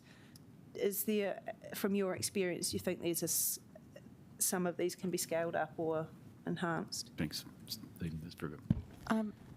I think one of the conversations we had at the very beginning when Sarah and I talked about this is just based on the Auckland Council experience is that whole journey at the very beginning is quite intense. And I think we did talk about potentially not seeing anything really concrete until year 3+ or year 4. And I remember Sarah kind of like, that's just too far forward. But it is that journey, and I think it is, if you kind of rush it too quickly, then you don't bring anybody or you don't bring the right people along with you in that journey. And I think part of the year 0 activities is really about setting the scene right and getting the data piece, and that's really critical to a lot of the the other pieces of work that are going to follow from there in year 1 and year 2. And it's going to be a continuous process of reviewing, analysing, and bringing it back to the committee. That's how I see it. And then evaluating to see how far the boat has gone in that time and what else do you need, and checking in at each period, potentially at each of these committee meetings, see how you're going on each of the initiatives. There's some sort of low-hanging fruit that you can just hang on to and work on to begin with. Yeah. Yeah, sure, Linda. Sorry, have you finished, Jenny? No, I'm good, thank you. Yeah, Linda, thank you. Sorry about that. If it's going to be 3+ years, what will the insurance strategy be from now over those in the interim period before the project's kind of starting to? Can you just make certain the microphone's close to you, please, Linda? Sorry. Did you get that? Yes, I did. Yeah. Thank you. So it'll be the status quo insurance strategy for the next 3 years? In terms of the transactional nature, in terms of the buying. So I guess we have an opportunity in the next round of transactions, I guess. So our 3 main policies renew in the end of May, isn't it, Andy? So we're kind of starting to work on those booklets now, and like Cecilia said, there's potentially some low-hanging fruit there. There's some possibly some working in with our CCOs and looking to relieve some of their financial pressures, etc. If we can possibly bring their insurance spend into our portfolio, and then we can kind of use those as starting points to be then assessing our wider portfolio once it's all in the same tent. And so there's pieces of work that we can be doing to enhance that process, continuing to obviously work on our relationships with our insurers is a real key part of that, and taking them on the journey and helping them to understand what we're doing here as well, right? Like I said before, they're very interested in our story, and they're excited by things like Takina that is very focused on the future resilience of the city and these sorts of, they're very engaged with that. They were asking about sumps and, little parts of pipes and things like that, thank goodness I have Andy, because they're very, very focused in on that. And so if we are telling the story of our CCOs or our subsidiaries that are coming into that process, and we're looking at a more holistic level to then sell our insurance package into the market, I think that's probably one of the very early steps that we can take. Provides relief across other areas of the council as well. Does that answer your question? I guess a follow-up question would be, will the insurance bill for the next 3 years kind of balloon out of control? That's a question because you don't for have them. much control over that. Look, I think there's a bit of discussion in that paper about the constraints within the market at the moment, with the insurance market as a whole. There are more and more events occurring that restrict the insurance offering, for the whole world effectively, and we're one of those areas that's kind of looked at as a higher risk than potentially others. But again, perhaps that's a question for our our insurance team. I don't know if Joe's got a view on that. I think the issue is more just up to here. Sorry, Joe. So Joe is our insurance broker. She's the one that Come to knows the all of table, Joe. You can come to the table. There's a microphone there. It's easier. Yeah, thank you. Can you press the microphone on? Make certain it's on, please. Right. So basically, in terms of the market, we are actually seeing that the rate increases is definitely decelerating. So in terms of the renewals or the recent renewals for council, what we're seeing is either a flat renewal or under 10%. So it's certainly not looking at the 20-30% that's occurred since 2016. The issue, I think, is around the valuations. So even if the rate were to remain the same, the moment the values increase, the premium increase. So that's the issue at the moment that we're just, trying to grapple with. Also, with increases in values, it also reduces interest appetite towards that risk. So we'll just have to constantly provide the insurers a lot of information about how you de-risk your portfolio. And I think that's really worked quite well this year. Yes, so I think we're in a hybrid position, Linda. I think it's really what these guys are trying to say, which is fair enough. Totally accept that. But it also means, going back to your point, Jenny, I'm very interested in the project plan and how we monitor it. Are there any other questions from members? We okay? I wonder if we could move to the resolutions, please. And Stephen has helpfully suggested that my two-thumbed addition could be improved by saying we receive periodic updates against the project plan and risk assessments over the life of the project. So it means we actually as a committee have to wear two hats. One, we hold the discipline that there is a project, there's a project plan, and we understand the risks and opportunities of going through that plan, but also we're going to be involved, obviously, as participants in the review. And dare I say it as a third one, ultimately we're the receiver of the report. So we have multiple hats to wear, but I just want four to be, with everybody's agreement in there, on the basis that we should hold some discipline around a really important project for this group.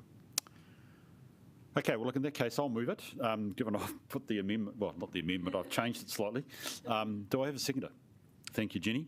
Could I invite you to just quickly say, I think it's really, this issue is going to be a really important one for induction. Because I think as new councillors come in, it's very important that they understand the challenges here and the issues that are being faced and what the plan is. So I think just raising that, I think it's important for that conversation to happen. It also shows you can't insure your way out of risk, can you? It's a part and parcel of how you mitigate. Okay, that's great. Could we thank you for that, Jenny? So again, and effectively put in motion, I'd ask you folk to use the machine to vote. Connect to your device. Am I connected? Can I ask all those in favour raise their right hand? Old school. Old school. Yeah. Aye.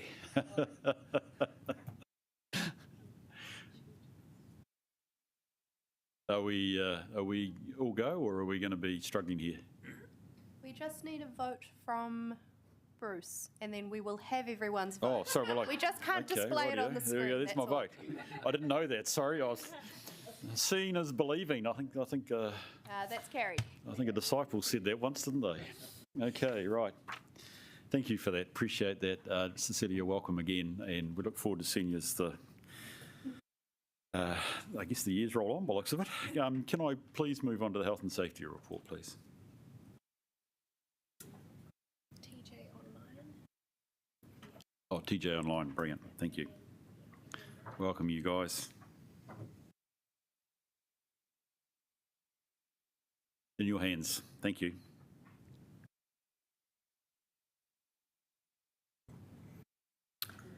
Morena, everyone. We've also got TJ joining us online as well from Tamaranui today. So Tamaranui, great. He can answer some questions as well if need be.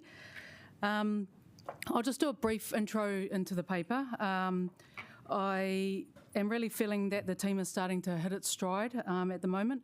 Organisational feedback has been universal and really positive, and that's coming from business unit managers right down to staff on the ground.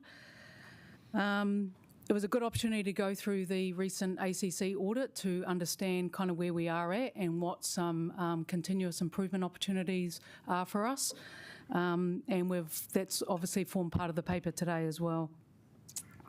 We recently confirmed our one-year plan, which will take us through until the development of our strategy plan next year.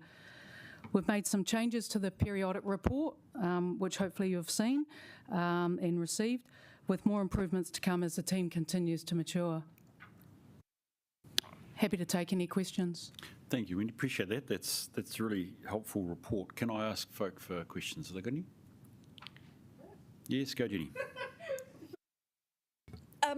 Thanks. I was really interested in the reporting on EAP and the reasons why people were going to EAP. I don't think we've seen that before. It was really interesting, so thank you.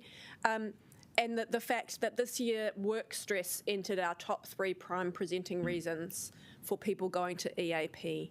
And just, what you can talk to about the kind of the work stress that we know the organisation's carrying, that we know all these people are carrying, and how we're managing that going forward. I mean, it is hard to dive deep into some of the reasons. There has, like you say, been an increase in that work stress alongside personal stress. We've put that down to COVID as well. The last 2.5 years have been, pretty stressful for people in lots of different ways. And so for us, we want to just ensure that we continue to be really proactive about what we're offering, as with our being well at WCC. And just making sure that we are aware of, some of those early signs and, I guess, accommodating managers with the resources and tools to be able to identify that, to proactively help, staff. And even in the situation that we're in now where staff have been returning to work, and into the workplace more, with restrictions being, lessened and things like that, we've got to make sure that we have that awareness about us as leaders across the organisation. Thank you. And I also just wanted to ask a question about police reports, which is one of the key lag indicators, which is up significantly. And, wanting some background information, should we be taking this as an indication that we're seeing much more severe personal confrontation, or should we take this as an indicator that we're being much better about filing police reports when we should, or both? I think we're much more better at filing police reports, and so therefore they are being asked of us, yeah, for sure. That's good. Thanks for that. Just a couple of questions from me, please, Wendy. But I was interested in certainly the value of the ACC audit, the fact that we have retained tertiary status, which is a key indicator that we take these matters seriously. In paragraph 17, this sounds incredibly pointy, but it's just where this intrigued me. There seems to be, if I take correct, I guess I'm trying to understand what is the link between ACC and our health and safety system, because if I've picked this one up correctly, the claimants manager, that's presumably an ACC person, could have access to our health and safety system. Have I read that right? Sorry, could you just repeat that? Well, it says here, as Council is about to implement a new health and safety compliance tool, so I'm thinking health and safety, which is a wee bit different to ACC, it may be an opportune time to consider including the completion of an initial needs assessment by the claimants manager. Perhaps I'm really asking, what does that mean? So effectively, we are transitioning to a new health and safety management system tool. Yep. So we have signed on Eco Portal. Yep. And through that system, we hope to have a mechanism where those claims can be picked up a lot quicker and a lot easier and managed through that system, whereas at the moment they're managed outside that system.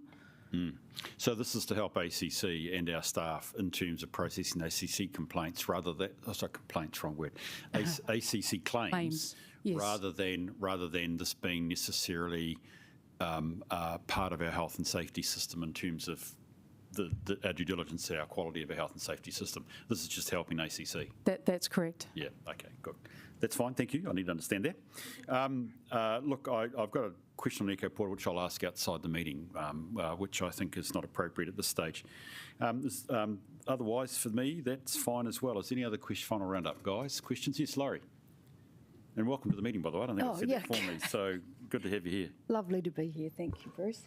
I'm really just trying to get a head start on all of this, to be honest. Yeah, just for me, it's in the key lag indicators and the personal confrontation incidents. I know that, this is the one I keep going for. But just to clarify, we've got a positive of 32 incidents in this report.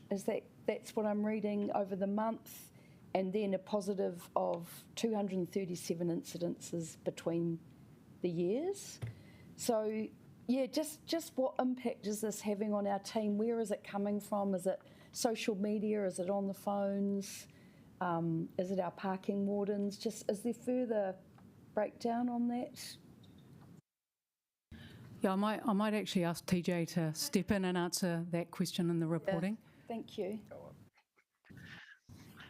Kia ora. So a majority of our personal confrontations come from the in-person facilities. So we get a lot in libraries, we get a lot in parking. I think they make up over 90% of our recorded personal confrontation reports, but we do still see some coming through in the call centre and online as well. But as we move to the new information management system, we'll be able to make it easier for some of those digital services to start reporting through incidents that we know that they're getting as well. I guess the next question is, are the staff that are having to deal with this, are they well? Are they got the systems in place, and are they feeling supported? Yeah, definitely. We're really aware of what the last 2.5 years have presented for people, and again, we're just ensuring that we're proactive. I think our business partner model, meaning that we've got our health and safety and security business partners out there within the business and integrated into the businesses, means that they can be across things a lot quicker as well, and they have a greater awareness about what's going on and a greater understanding of how staff are feeling, which has been really great. It's been a positive move. Thank you, Laurie. Why don't we move to the resolutions, please, which is to receive the report, and the important one, which is that we're keen that your good report goes up to the Finance and Performance Committee effectively and whole for their information. Do I have a mover and a seconder, please? Thank you, Linda. Thank you, Jenny. Appreciate that. I'm told I can use my machine, which is great, but but verbally the result will be announced. So can you please vote?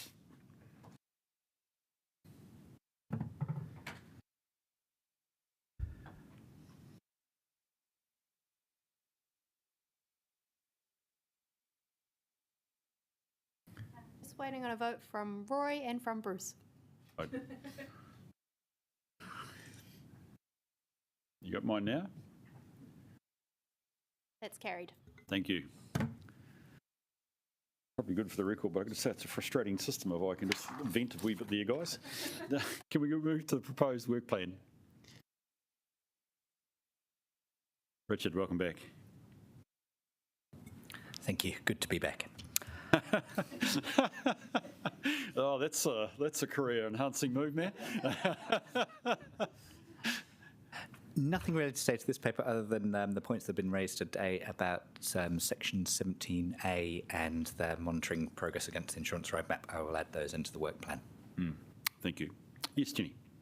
There we go. I just had a question, Richard, on at the end of the work plan, there was like a bullet point in red, procurement and unsolicited bids risk date TBC. Can you talk about what that is and when the date might be TBC'd? Yeah, it came out of, I think it was the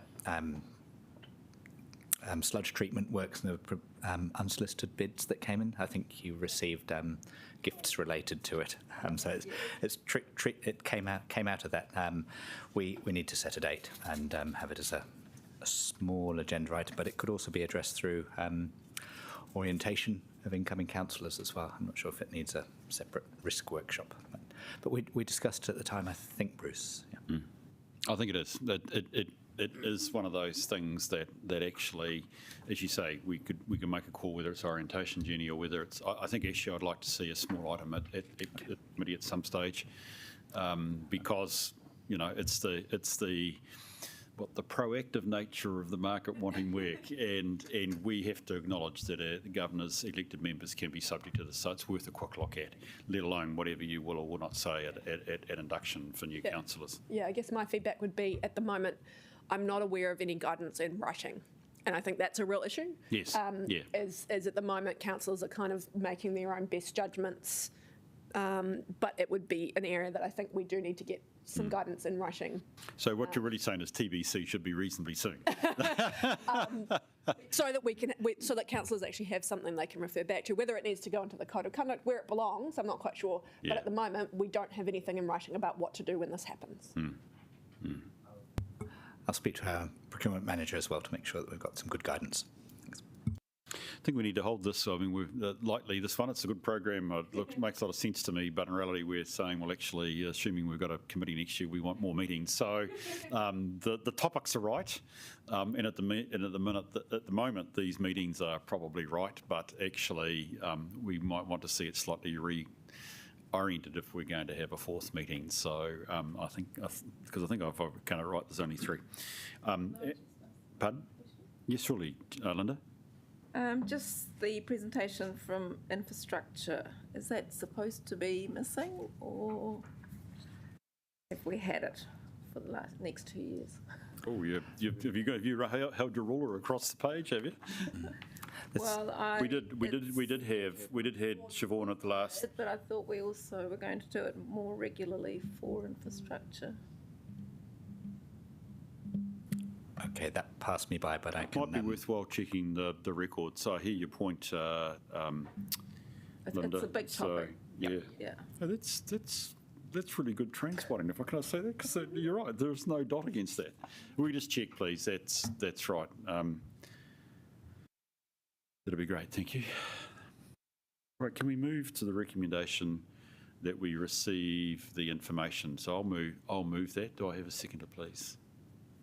Thank you, Jenny. Right, I'm going to use it. Please vote. I got the wee dash across, so it doesn't work, does it? When you get a 1, you're good. I still can't see Sky Swap, but anyway, there we go. Thank you, appreciate that. Motion's carried. Appreciate your help, guys. I really do. Right, if we could just move to the action tracking and look at that. It's a good result there, Emily and Stephen. Is there any comment you want to make, guys? Just take it as read, Chair. Can you just remind me the one open item? I didn't go back and check my minutes. Where did this one come up from, Stephen?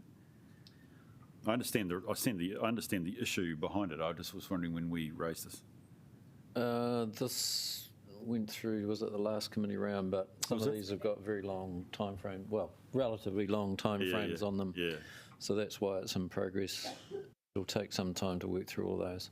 It looks it's quite a significant issue. Yes, is what perhaps what I was reflecting more than anything else. Not that you guys have been dilatory, but actually it is a significant issue. And it could be one of those similar to insurance, that there is kind of a more regular report back on that issue, because it's kind of related really to the insurance conversation as well. Yeah, exactly. Okay, well that's good. Thank you for that. So a pretty simple report again. Congratulations that the majority have been cleared out, and for good understandable reasons. We've got one open item, which is heartening for me. Yeah, that's good, and it's good we've got the action tracking.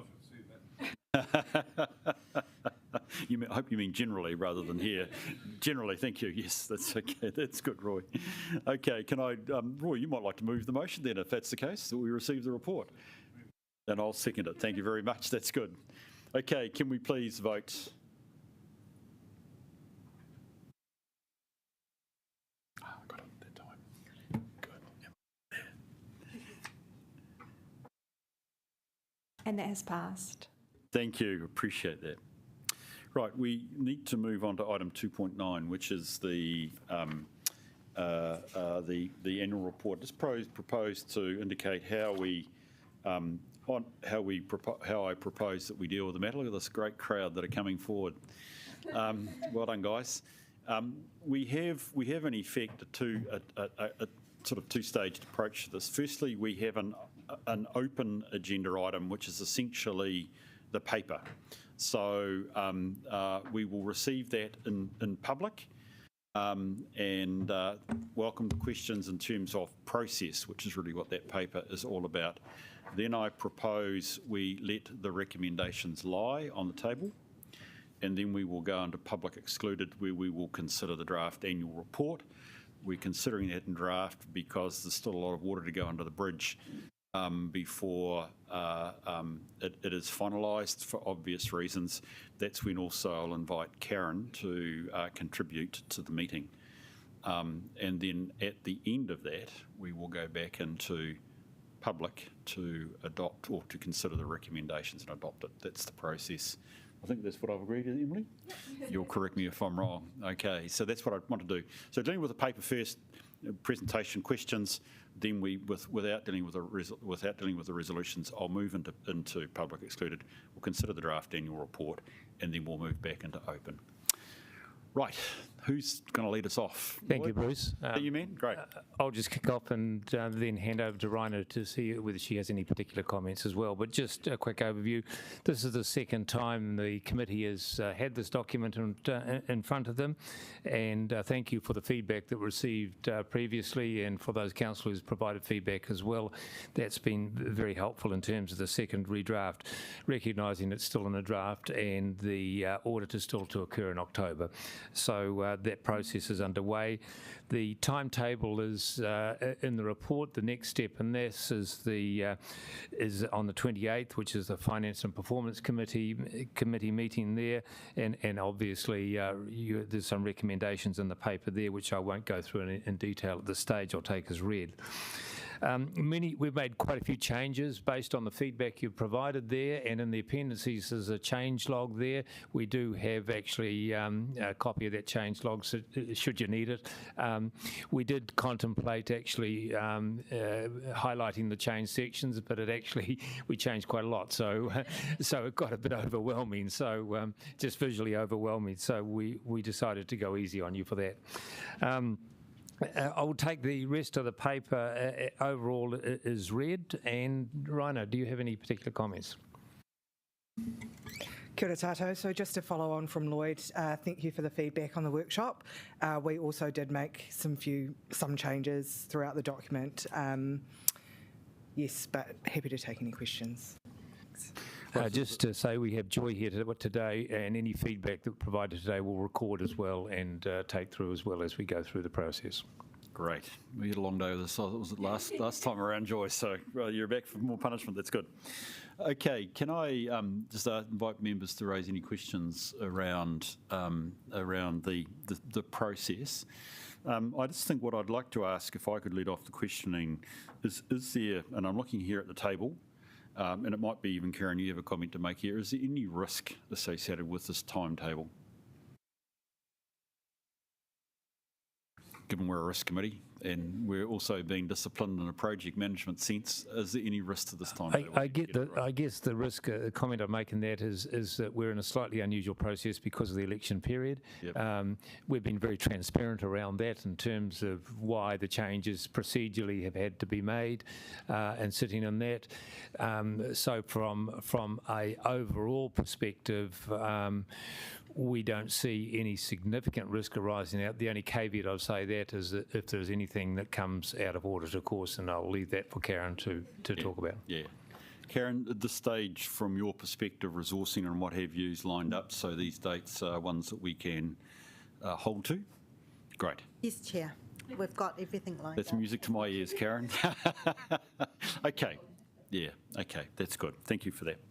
Well, are there any other questions members would like to raise about essentially procedurally where we're going? Rightio. And Lord, take your point that actually this is slightly odd because, of course, we've got the incoming council to deal with first before we get to the point where these accounts can be adopted, and that'll part of what our conversation is. Okay. Well, look, with that, I'd like to let that lie on the table, the resolutions, and can I move us then, please, to what page are we on, Emily? The resolution to move into PX. Oh, I'm struggling here. It's in there. There you go. Oh, there we are. Does it tell me what page it's on? Can we put up the motion, please? Can you just put up the motion for everybody?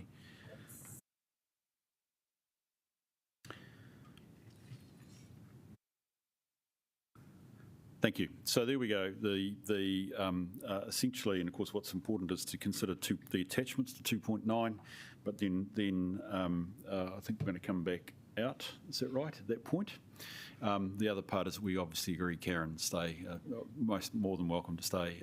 Needed actually for this item. The stadium public will need to leave for this item. Yeah. So we're leaving.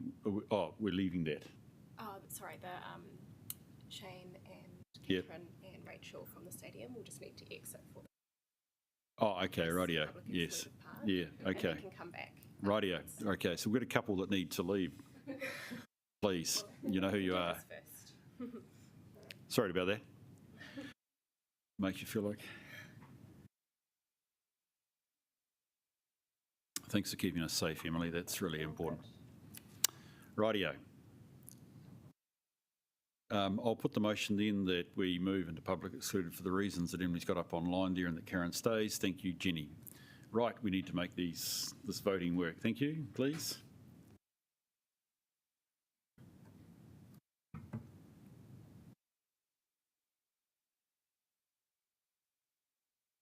That has carried. Great, and if you just confirm for us that we are in PX mode in terms of recording.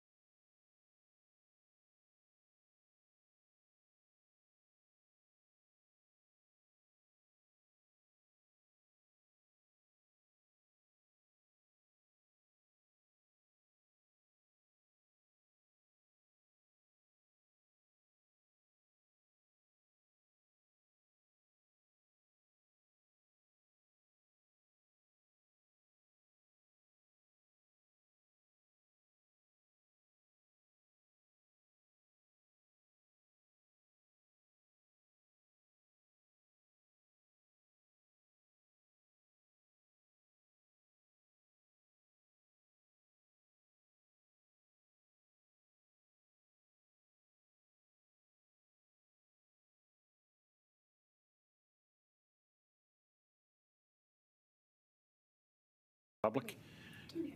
You don't have to move it? Oh, look at that. So we're good. We're good to go. Okay, and you can invite our friends back in.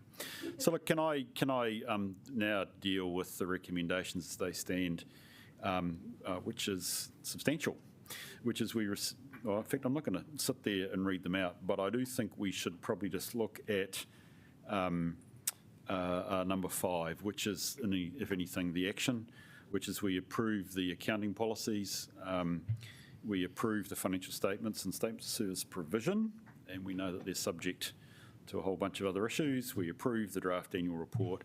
We approve the request for elected council. Sorry, let me start again. We approve the request for the elected council formed after the 2022 elections to adopt the draft annual report subject to changes, because actually some things could change. That would particularly be around post-balance date events or anything else. Delegate to the chair and deputy chair up to the end of the triennium or whatever, thank you, the ability to deal with significant matters. And we delegate to the chief executive the authority to make minor editorial changes that might arise. So that makes a lot of sense.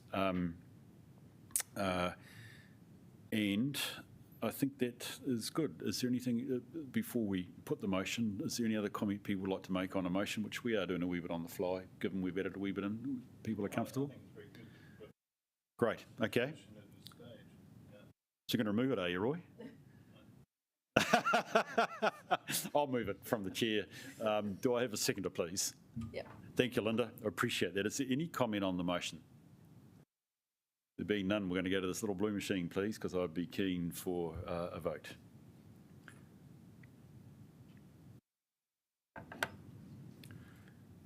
Marvellous. Now that we're in fact, it is important that we are in public. I just wanted to, before I conclude this, and recognising we may or may not exist at the time of the adoption of the accounts, can I just acknowledge all those that were in front of us, plus I suspect a few others around the place for your hard yards. Whether it's the fact that we've come out of COVID, whether it's the fact that we've got the extenuating circumstances of a lengthened out annual reporting process, I am really proud that all of you from both strategy governance and finance groups have got us to the situation we have a really credible draft set of accounts that we can be confident can be put in front of Karen.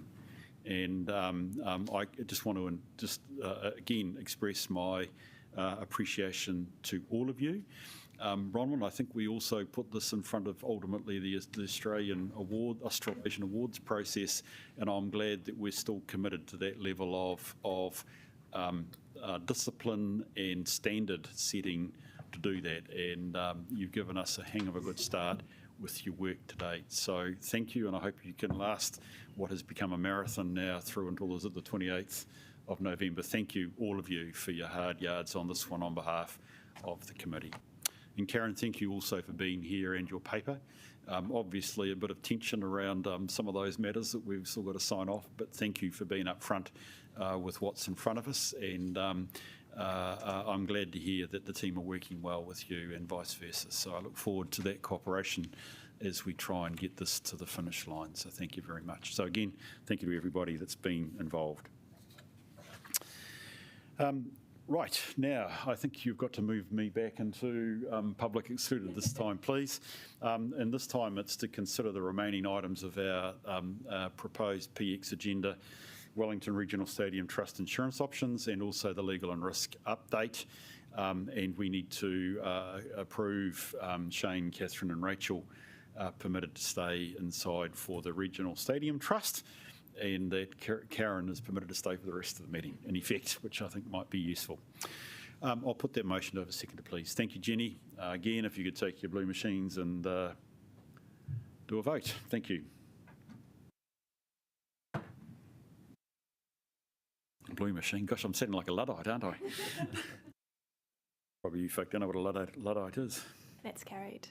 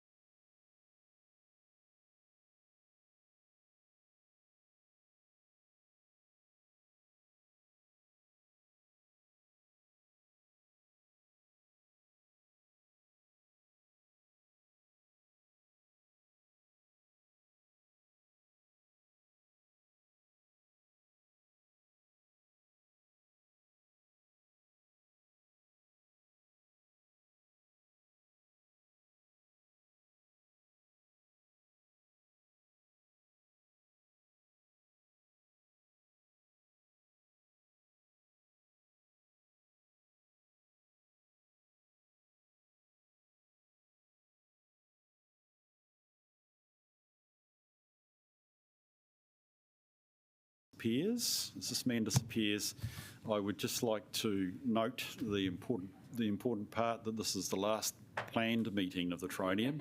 I don't think we can have one between now and the 8th of October, Stephen. I just want to say a personal thanks to you. It completes roughly my first year as chair, and I just want to record in front of everybody that Stephen has listened to my suggestions. I won't say whether they were improvement suggestions, whether they were criticisms, but he's listened to my suggestions, and I have been incredibly grateful for the way in which you personally have taken on board, as I say, what I've asked for, and I've appreciated, by the way, the rest of the committee's support for the direction of travel that we've been going in. Jenny, it would be remiss of me not to also thank you as deputy as well. It's been tremendous, particularly when we've had some extracurricular activity on risks and other issues around the place, to have your undoubted antennae both as a risk governor and also as a politician. I've appreciated it. Linda, great to have you on board as well, but I need to actually say my last farewell to you, mate.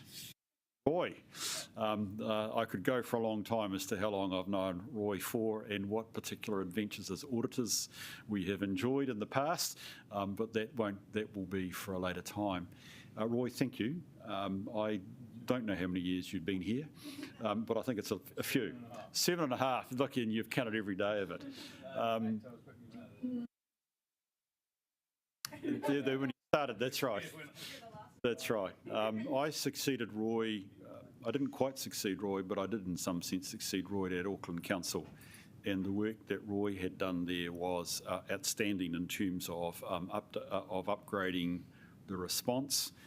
Roy, it was great to be able to come here and actually at least have a year of working with you as a colleague, albeit restricted by COVID. But secondly, to know that your good hand had been with us here as well. So assuming that we don't have any need for a conference call or for anything else like that, well done. Thank you. Well done. Good job. And I wish you well as you take your next steps. Thank you. Thank you, Stephen. You've got to go, I know. Thank you, everybody else and staff collected here for surviving the day and the afternoon. And Karen as well. I want to acknowledge you as well. So thank you very much, and I declare the meeting closed. Oh, yes, sorry. Good point. Very good point. Karakia, please.